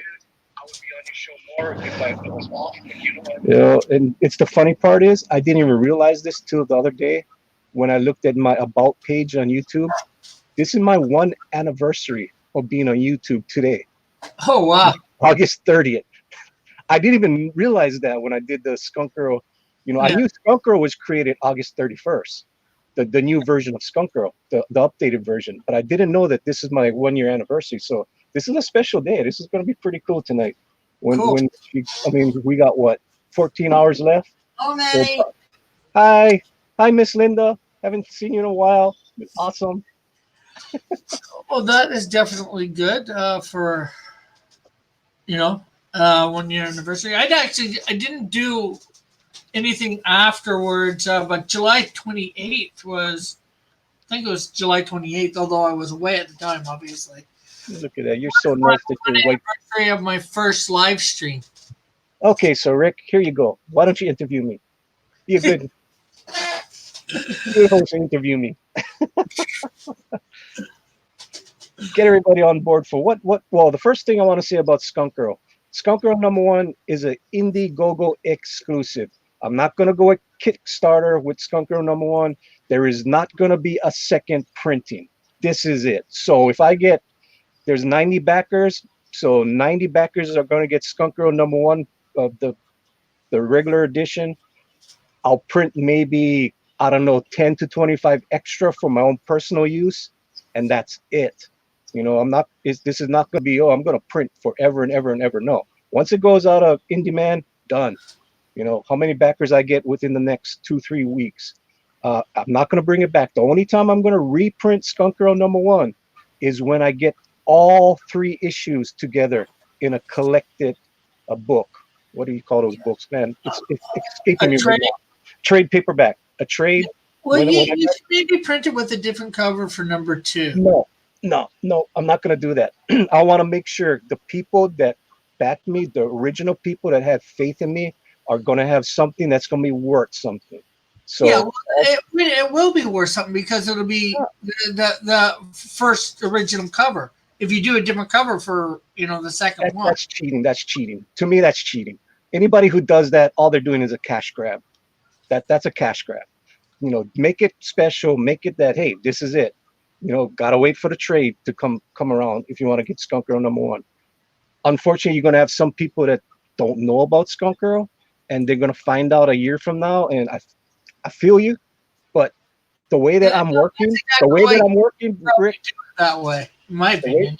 The way that I'm working super fast. Skunk Girl #2, I already have 37 pages already thumbnailed and working out already. So all I need to do is get another 23 more pages with that to make it a 60-page book, and Skunk Girl #2 will be ready to go. I'm trying to get an inker, and I'm trying to get a colorist. My colorist is coming along very good. KG is grown in leaps and bounds, so I don't have to worry about coloring the next book. I just gotta lock down an inker. So Skunk Girl #2 is gonna be here before you even know it.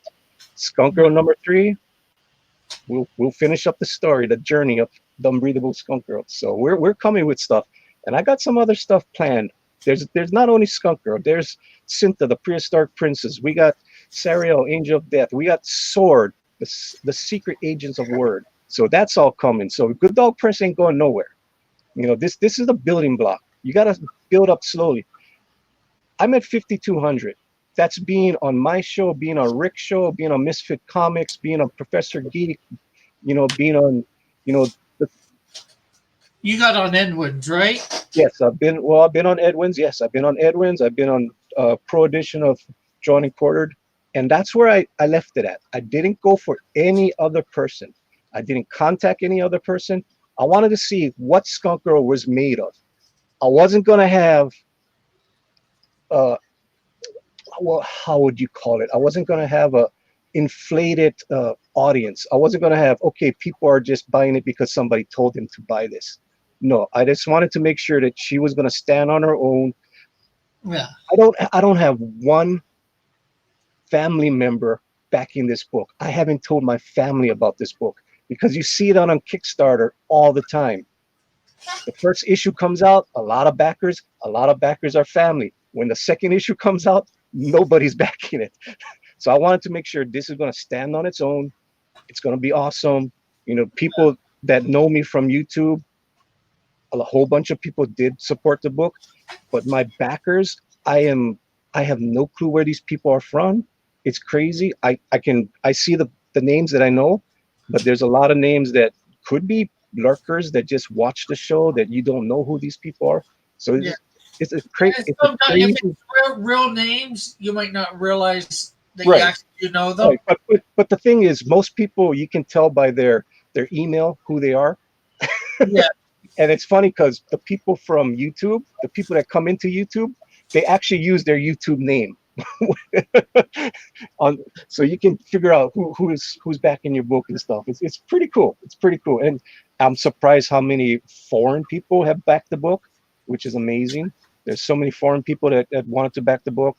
And so it's going to get to the people. Once I get this, once I get the final number, once me and Tank Ferret, we go through the book one more time, 2 more times, 3 more times, look for every single mistake you can do, give it to my wife to read it, because my wife hates comics. Let her read it. If she don't understand the storyline, then I know something's wrong. So far she read through it a few times and she's fine with the story. So that's good. Normies like the story. She's corrected all the mistakes, all the commas and all the periods and all the spelling errors that I had. Going to make sure she looks at it 2-3 more times. Make sure she gets all of that done. Tank Ferret is going over with a fine tooth comb, looking at the artwork with me, and we're making balloon, where the balloons or where balloons need to go. So it's not like, oh, we just threw it together and we're going to throw it up on Indiegogo. No, we actually took our time on this. The artwork, I love this style of artwork. This is my style. It's more cartoony. It's more fun. It's more upbeat. You don't need a million damn cross hatching on it. Just make a nice clean line. Tell the story.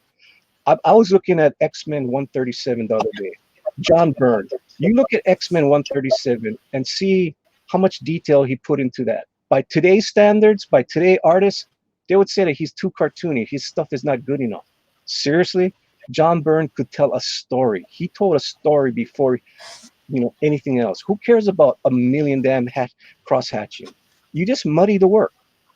It's so amazing, those old artists, how they could tell a story. And so I'm not comparing myself to the old artists. I'm just comparing myself to the art style of that period.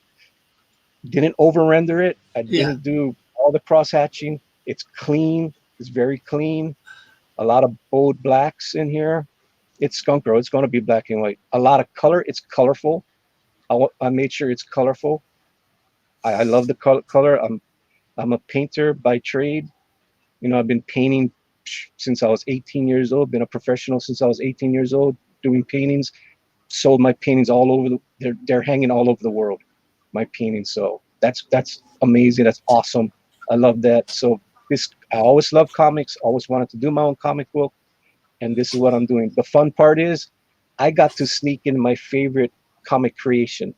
Yes, it does say Skunk Girl on the cover, but there is my favorite guy ever created. He's part of this comic book. If you guys don't know, his name is Stuntman. And yes, it was a name that I created when I was 11 years old. I just stuck with the 11-year-old. Whatever I called him back then, I'm going to call him this time. Skunk Girl was created back in 1982. She doesn't look like anything that I created in 1982, but there is an Easter egg. When you read the book, I do throw in the old costume. So that's cool. I throw in her old costume for the origin story, and it explains how she got this new costume. Yeah, I do. Well, not so much the Canadian Shield, but my character Ozona and probably a couple others. I'm gonna do the same thing. Throw in, and nobody will necessarily know. Throw in a look that they had at first. Whatever. You gotta. There's so many Easter eggs in this book. So anybody that's followed us on all the different channels, even the more known channels, there's some Easter eggs in there. There's a lot of tongue-in-cheek dialogue. It's a fun read. It's the kind of book that you're gonna read. You're gonna sit down. You're gonna read this book from cover to cover. You're not gonna put it down. There's no boring stuff in here. There is 2 pages of boring stuff, but that's a parody, and hopefully you guys all get it. It's like, whoa, there's awesome dialogue, and all of a sudden we got this dialogue that's just, wow, these people can talk. It's the SJWs. They're going to talk a lot. They talk a lot, the SJWs, the Super Justice Wardens, but Skunk Girl, she don't have to talk that much. She's all action. She's all hotness. She's all everything. Back in the day when you read amazing comic books, that's what she's all about. Evan said a while ago, I dig your style, Manny. And Bullet asked a question a while ago, but isn't the point to make money making comics? Okay, so yes, you can make money doing comics in a dying business. Seriously? Think about it. When you were a kid 10, 20 years ago, 20 years ago, 30 years ago, you could buy comics everywhere. You can't buy comics everywhere anymore. It's not in your face. It's not there anymore. So I bought comics from mom and pop stores. I bought comics from 7-Elevens. I bought comics from department stores. My first comic was from a department store. It wasn't no darn a comic book store. I still got my very first comic I ever bought. So right now, seriously, comics are selling 30,000 copies. Back when I was in college, it was like if your comic book dipped under 100,000 units, you were canceled. There was no ifs, ands, or buts. You got canceled. So I remember back in the day that they were like thinking about getting rid of Thor and getting rid of Daredevil, because they were just just above 100,000. I was like, wow, this was Marvel at its peak. Back in the 80s. It's like, yeah, I mean, nowadays, it's unheard of. It's crazy how bad the comic book sales are. Yeah, it would be. I mean, Kickstarter, Indiegogo was meant for small creators. It's not meant to make a living off of. Period. They were meant for small creators to show their wares and hopefully break into the business. So that's why when a campaign makes between 3,000 and 5,000 or 10,000 plus for a small creator, that's amazing. Anything above 10,000 is amazing. Most Kickstarters, Indiegogos for unknown creators like myself, like Niobe, that's what happens. You hit that 3,000 to 5,000, you're good. You're solid. That's a solid success story. Anything above that, that's just gravy. I mean, you got some guys who's been in the business for years and years and years, and that's great what they're doing. They're making their money. That's fine, but that's not typical. That is totally not typical. I mean, Kickstarter. I mean, you go look at Kickstarter 3 years ago. I mean, I saw how many successful Kickstarters. 1,500, 2,000. I mean, that was amazing. I mean, those people are happy. I mean, they're happy that they got their book out there. They got backers. They're getting some exposure, and that's what it was meant for. It's a Kickstarter. Kick off your career. That's what it's all about. Indiegogo. You're having faith. You're having faith in an independent movement. Yeah, or kick off your career. Yeah, your comic book. In other words, I don't think you're really meant to do 5 or 6 different campaigns. That's why I'm hoping I don't have to do 5 or 6 campaigns. I'm hoping 2, 3 maybe. Well, I'm gonna do 5 or 6 campaigns, but it's gonna be about different books, different things, and hopefully eventually it's gonna come to an end. It's like, it was a good run. I did my Kickstarter, and I have a real job. I have a real job. It's not a 9 to 5. It's a 6:30 to 3 o'clock job. It's 8-hour shift that I gotta do, and I leave the house at 5 in the morning. I get home at 4 o'clock in the afternoon. I do my show Monday and Friday for 2 hours, and I draw the rest of the time. And that's what I do. And it's more than a hobby. It's something that eventually I'll get back to. I'll do it full time once I retire from my job, and that's not very far away. So I can be creating comics all day long. So that'll be amazing. That'll be awesome. That would be a great thing to do. And then I just don't have to worry about, where's my next paycheck going to come from, But to be on Kickstarter, I mean, you just want exposure, especially for the small guys. That's what it's all about. Get the small guys some exposure.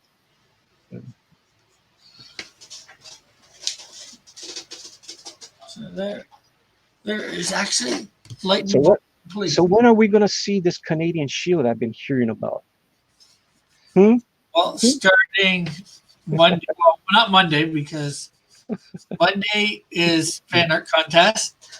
Every Monday is fan art contest, but Tuesday, Wednesday, Thursday, I will be drawing or redrawing issue 1, remastering, however you want to call it. I'm doing completely different page layouts and all that, probably for each page. And actually, you probably have access, thanks to your wife, you probably have access to the Canadian Shield #1 being drawn. I did a video. She is a patron of yours. She is one of the first patrons that you ever had. Yes, she was the second one. She was the second one. Like I said, she's one of the first ones that you had. Yeah. But I sent up on Patreon. I put up a link to a video I'm gonna release on Monday after my noon show. That way people can see it for Tuesday of page 1 of the Canadian Shield being redrawn. Cool. But you should have access to that too because your wife being a Patreon. Because it'll be foolish for both of us to be Patreons. Come on there. Pardon? One per household. Yeah. That's why I said you should have access to it through her. Oh yes, sir. And people, please, I can't stress this enough. People, tune in to this week's auction. That's all I'm going to say. Dun dun dun. I know something that Rick don't know. Dun dun dun. It's going to be amazing. Please go check out that auction. Are you saying you're going to be there? I'm not saying anything. I'm just giving a little hint. I've heard through the grapevine what's going to happen on Sunday. Mm-hmm. So check out the auction this Sunday, or don't. That way I can get all the good art. Don't show up. Yeah, don't show up. What am I saying? Don't show up, people, so I can get all the good art.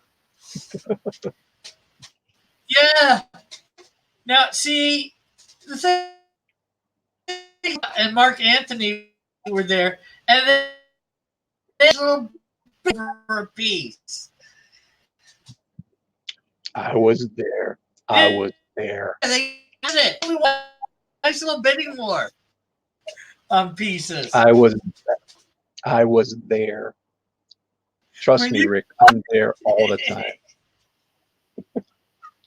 I'm there all the time, Rick. Well, you remember the last time remember the last time I did my secret bid offline? So don't worry, I'm always there. Yeah. Well, sometimes it's afterwards because, like I said, sometimes you went out some Sunday nights or afternoons, technically. Well, yeah, I mean, it's to me, it's, you gotta remember when the time that you're doing it at night. It's prime time for me. It's daytime. I should be out there with my son and with the family and doing our thing. So. Yeah, and I'm not saying that's wrong. I'm just saying you can't say you're always there because sometimes you're not. You're there most of the time. I'm always there, some way.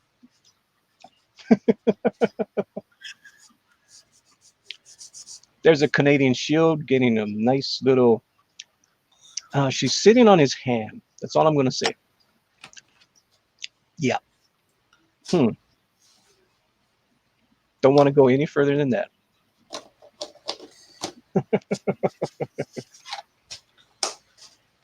So what question you got for me, Rick? I don't know. Come on, you're supposed to give me a question. Give me a hard question that I cannot answer.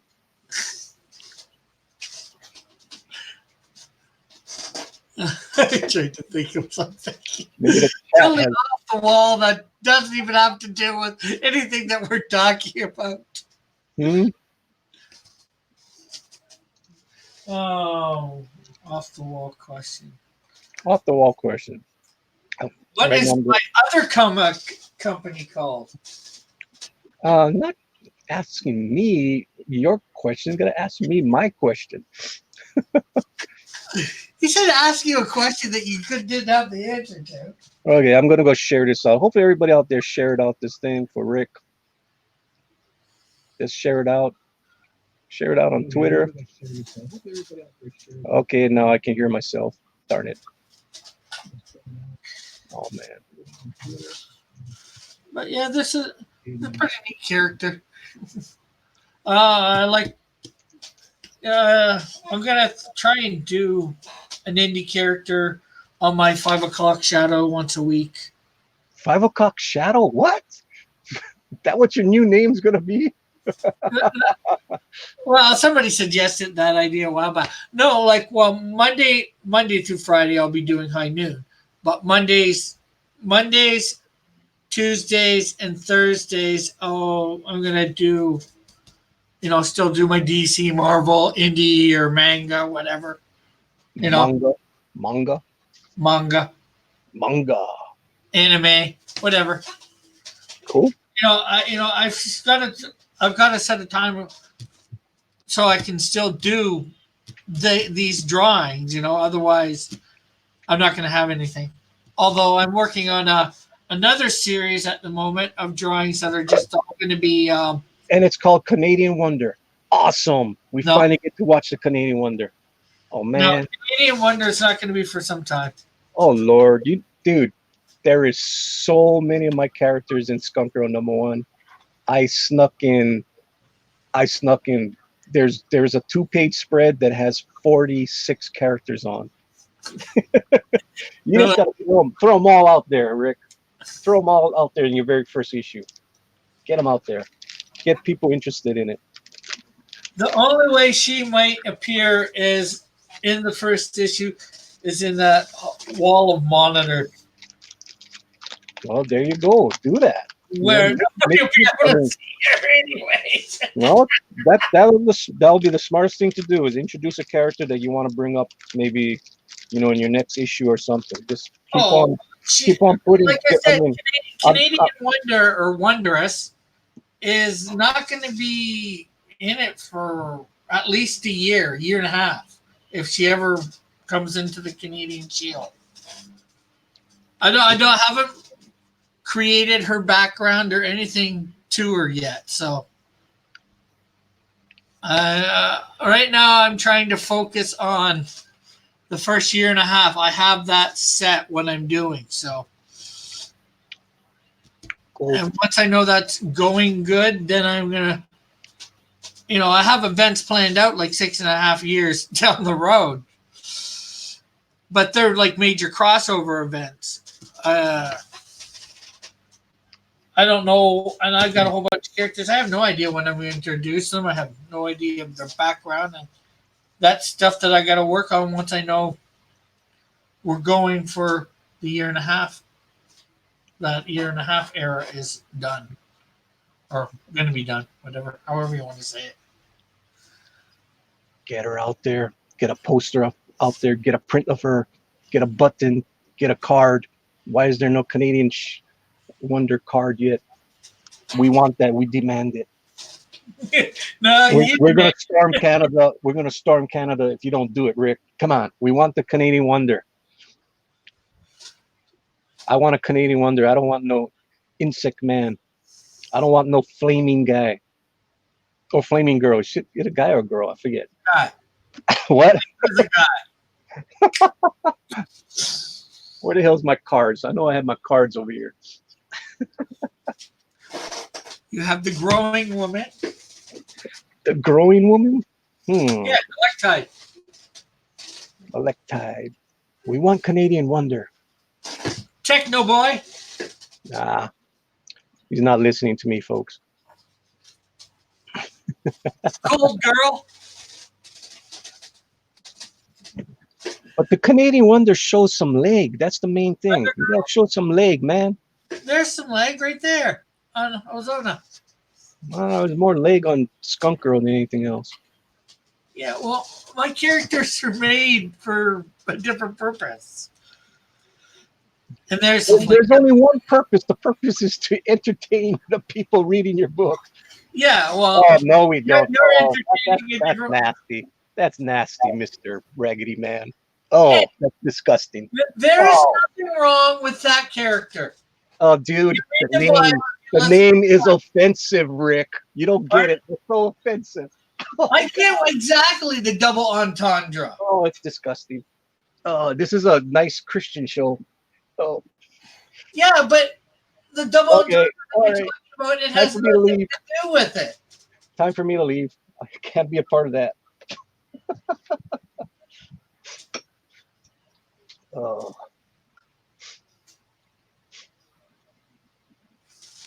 If you want to see some wholesome things, go check out Skunk Girl.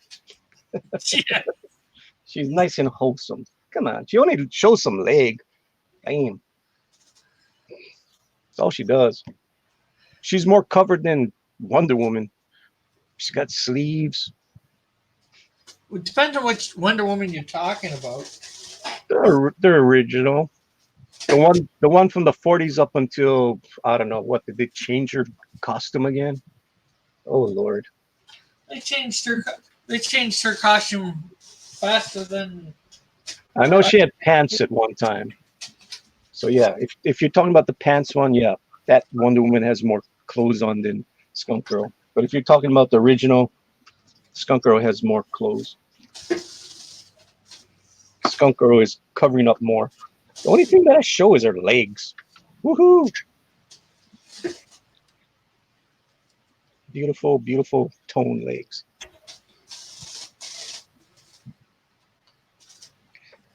All right, Rick. All we hear is your creaking of your. Yeah, Sure. I'm moving all my junk back to its spot. So I'm like leaning forward, leaning back. But yeah, I've done my thing. Alrighty. So you're gonna come on Monday? Depends on what I'm doing. I might be just going out with my son or something on Monday. We'll see. Don't It'll be at hold. 6 a.m. What are you talking about? It's like 6 a.m. Exactly. It's my day off. You think I'm gonna want to wake up at 6 a.m. in the morning? Don't hold me to I it. don't That's think you're all I'm gonna gonna want to, but you might just do it out of you know. don't hold me to it. I'm not gonna give any promises that, oh yeah, I'll be on your show. I'm not gonna be that kind of guy. It's like, oh yeah, I'll be there. No, don't hold me to it. I might just sleep in that night. I might Sunday night. I might just stay up too late at night, and who knows what time I wake up in the morning. Well, although you already have, you want to promote yourself? Oh, that's a very good word. I like that. Promote. It's a beautiful word. Thank you, Rick, for having me on. I'm sorry that I just came in at the last minute, but I was doing something with my car this morning that had to be done. Especially for where I work, I do need my car to be in tip-top shape and legal. I do not need to be pulled over where I work, which I will not dox myself. So tonight, I think I'll be on Pencil for Life. I think that's at 8 p.m. Eastern.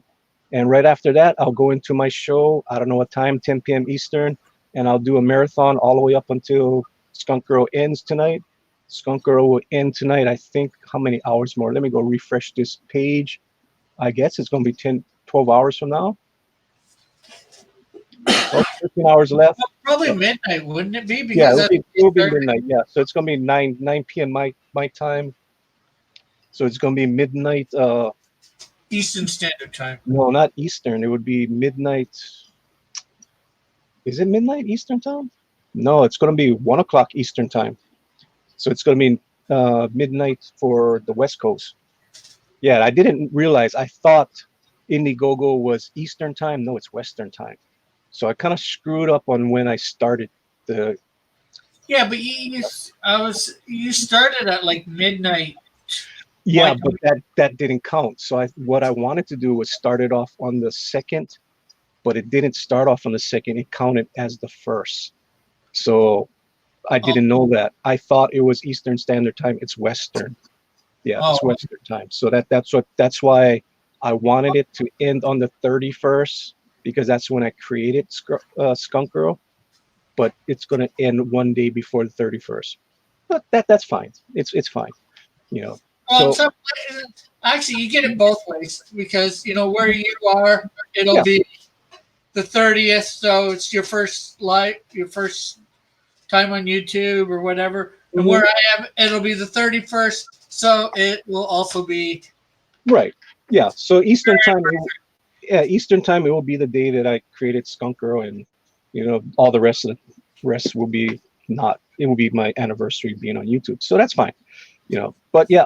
So I would do I guess I'm gonna go on from 10 p.m. Eastern and go all the way until it's done. which will be like a 5-hour show. Oh my God, I haven't done a 5-hour show in months. Remember those marathons that we used to do all the time? God, maybe I'll do a Well, traditional drawing. 10 I'll just take my. that should only be 3 hours. Not if I go on at 4 o'clock my time. That is going to be 5 hours till Skunk Girl is done. Yeah. Well, you said 10. You said 10. Yeah, Eastern. 10 p.m. Eastern, but for me, it's going to be 4 p.m. Yeah. But Yeah. then you said it's going to end at 1 Eastern. So. No, it's going to end at. No, it's not going to end at 1 Eastern. It will end at 3 Eastern. Oh, okay. Yeah, we miscalculated that. It will be ending at 3 Eastern. So yeah, it's going to be a marathon. It's going to be a 5-hour marathon. It's going to be fun. Let's see if my voice holds up. Let's see if everybody else holds up. I will put the link into the wraparound cover. That way, everybody that's on the wraparound cover will have the link tonight, so anybody can show up. So you will have the link tonight, Rick. Uh-huh. So we shall see if you show up or not. Some of it, I'm not sure whether I'll stay up till 3 a.m. Well, I don't expect you to stay up at 3 a.m., but it will be fun to. I'd like to. It will be fun to hear the Punisher.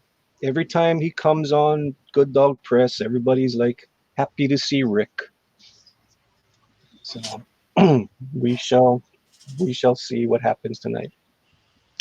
All right. Okay. So yeah, if you guys haven't yet, I mean, go check out Skunk Girl. It's fun. We got 90 backers. It'll be amazing if we can get over 100 backers tonight. I'm not holding my breath, but I'm happy. I mean, we got 6 backers within the last 24 hours, so it could happen. Who knows? Maybe there is a whole bunch of people out there just waiting for the last second to back the book. That would be cool. I mean, it would be amazing if we can get to the 4th stretch goal. We got 3 stretch goals that have been unlocked. So if we can get to the 4th, and if we can get to the 5th and the last stretch goal, it'd be amazing. So we have. It'd be nice if you could do the $1,000 today, like you did the day of. Well, I did better the second day. That was the crazy part. We did okay the first day, but the second day we did way better. It's crazy. I mean, the first 3 days is where we make your bulk of your Indiegogo, and then the rest of the time it's just a grind. I mean, you get here and there some backers. So today having 6 backers already, which is pretty cool. I mean, I don't know, 6 or 7 backers. I mean, we were at 83 just a few days, maybe 1 or 2 days ago. I think Wednesday we were at 83, so we picked up 7 backers from yesterday and today. So I see at 81 a couple days ago. Yeah, no, it was at 80. Oh yeah, that's right. It was at 80. No, it was at 84, and then we dropped down to 83. I had 1 refund. There was a miscommunication with one of the backers, but that's it. Only 1 refund for all these other backers, so that's pretty good. That's a good percentage there when you only get 1 refund. There was just a miscommunication with the backer. Now, hopefully he'll reconsider, but if he doesn't, that's the way it goes. I mean, this is crowdfunding. You get people that back and they refund, for reasons for their own, and that's the way you just go. Yeah. Sometimes it's financial. Like heck, I had to do a refund on a whole bunch of books. No, that's it. I mean, it's comics are a luxury. You're not going to feed your family with comics. It's a luxury item. If you can support it, awesome. If you can't, that's just fine. I mean, that's just the way it is. It's a luxury item. Some people look at it as investment. I've looked at my comic collection as investments. I have really good comic collection, a really awesome comic. It's a huge comic collection, but it came to a point where I invest more into the artwork. I have a lot of artwork, a lot of big names. I still haven't gotten my Jim Lee or my Rob Liefeld, but I pretty much got everybody else. So, I'm happy with that. As you got a stand, that's all that matters. Was that? As long as you got a stand, that's all that matters. A Stan Lee? Yes, yeah. I do. I have 8 Stan Lee signatures. Yes, I do. Yeah. Well, technically 4 is mine and 4 is my brother's. So this household has 8 Stan Lee signatures. Back in the day when Stan Lee signed things for free. So that was cool. That was way back. That was back in the 90s. That was the year that Jack Kirby died. Yeah, 25 years ago. That's when I met Stan Lee and got his autographs. And I was going to take those books that were signed by Stan Lee and have Jack Kirby sign them at the San Diego Comic-Con, which I went to that year. And unfortunately, he died before the Comic-Con. So I never got my Jack Kirby Stan Lee. And these are good books.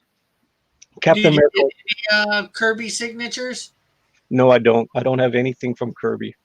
It's just there's no way. I mean, it's too expensive. I can't pull the trigger on those things. I mean, even for just a page of people just standing around talking, we're talking thousands and thousands of dollars. Oh, yeah. And you don't even know if it's a real thing. I mean, if you buy from a reputable dealer, that's fine. But if you're just going off as just somebody on eBay selling it, it's kind of iffy. All my artwork that I bought, most of my artwork was in person, just to make sure that, okay, look, it's faded, it's discolored. Yeah, you can see where the artist did all their mistakes and stuff. Yeah, cool. I'll buy this book. I mean, I'll buy this page. But yeah, so it's hard. It's hard to get really good stuff nowadays. You know, I mean, what I mean by that is, I mean, if you're not going to a reputable dealer and they put a big markup on those things, Oh, so yeah. it's hard. The last thing that I almost bought was a Neil Adams sketch, and those were not cheap. Oh, they were expensive. JP says, that sucks. What sucks? Probably the whole thing with no Kirby signature. Well, With him having died, you know, just. oh yeah. It was sucks that I was looking so forward to going to the Comic-Con meeting Jack Kirby, but no, he just passed away before that happened. Yeah, but I got to meet my other hero, my comic book hero, my George Perez, and that was amazing. He was such a nice guy. You know, they always say don't meet your heroes. They'll disappoint you, but he did not disappoint. Stanley did not disappoint. George Perez did not disappoint. And you know who was also a nice man? Marv Wolfman. He was super nice. I was at the Comic-Con and he was setting up his booth, and I just asked him if I could have a picture with him and my son, and he was like, yeah, just let me finish my booth and I'll get to you guys. And sure enough, he took pictures with us, and that was amazing. He was cool. Super cool. Well, And you know who when they knew how to treat their customers. Yeah. And you know who was nice to my wife is Todd McFarlane. Was super nice to my wife. I never got to meet Todd Of course McFarlane. he was. He's Canadian, eh? Nah, he's not. All He Canadians are he nice, eh? started off as Canadian, but he's pretty much American. But yeah, I mean, it's pretty cool that, you know, some of these guys. I mean, I've met some really bad pros too, so they're out there. I'm not gonna name names. I'll just name the good guys. I'm not gonna name the bad guys. But there's some guys that are real jerks out there. But there's some really cool guys, really nice guys. They're out there. They're still out there. Check them out. Go check out the George Perez's and the Marv Wolfmans and Jim Starlin. Who else was super nice? Chris Claremont was cool. You know, all these guys are. Chad Harding, met him. He was super nice. Joe Gomez, you know, nice guys. Have fun. Mark Bagley was pretty decent too. So if anybody says bad things about him, I had a good experience. That's the whole thing. You don't know. Maybe the person had a bad day. But most of the guys I met were pretty cool. Pretty cool. I was actually, my booth the last time I was next to, is it Michael Marat is his name? I didn't even realize I was next to him until I looked at the pictures. I'm like, holy smokes, my booth was right next to me. He was a super nice guy.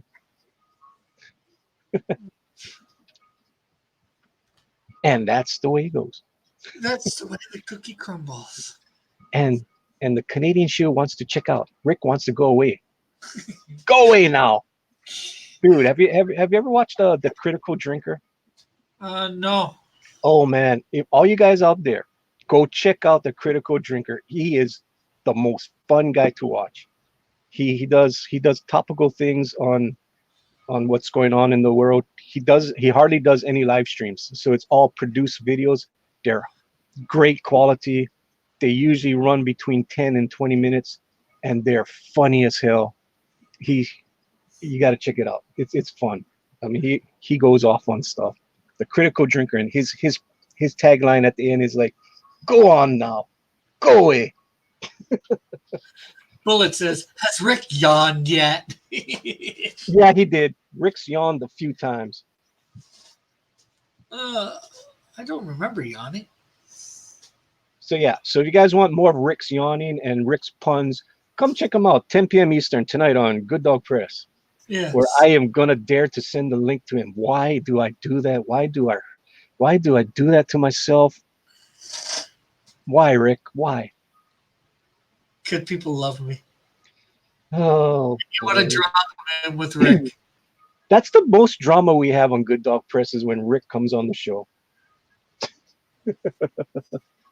Yep, Bullet, I agree. It's officially over.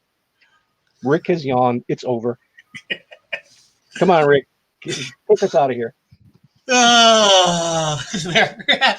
Okay, everybody, thanks for tuning in. Thanks for Manny coming on. Thanks for Jason coming on earlier and giving us a go over of his Indiegogo campaign for his Tales from Neroesville. I'm forgetting how to pronounce that. Dude, you had a person on and you don't even know the title. Shame on you. Tales of Neroes, Heroes with an N. Nero. That poor guy. Oh man. This is his character, LightningDoug. So he's in the book. It looks good. It's cheap. Well, it's not cheap as in poor quality, but inexpensive to get. So go check it out. Links in the description. And catch me tonight on Good Dog Press. And, of course, check me out on Sunday on the auction when we have some great art by artists, up-and-coming artists. So bye for now. God bless. Have a great day. There's a good lineup on that auction. Please go check out that auction today, guys. I mean, Sunday. It's going to be good. Okay. Bye, everyone. God bless. Love you. Aloha.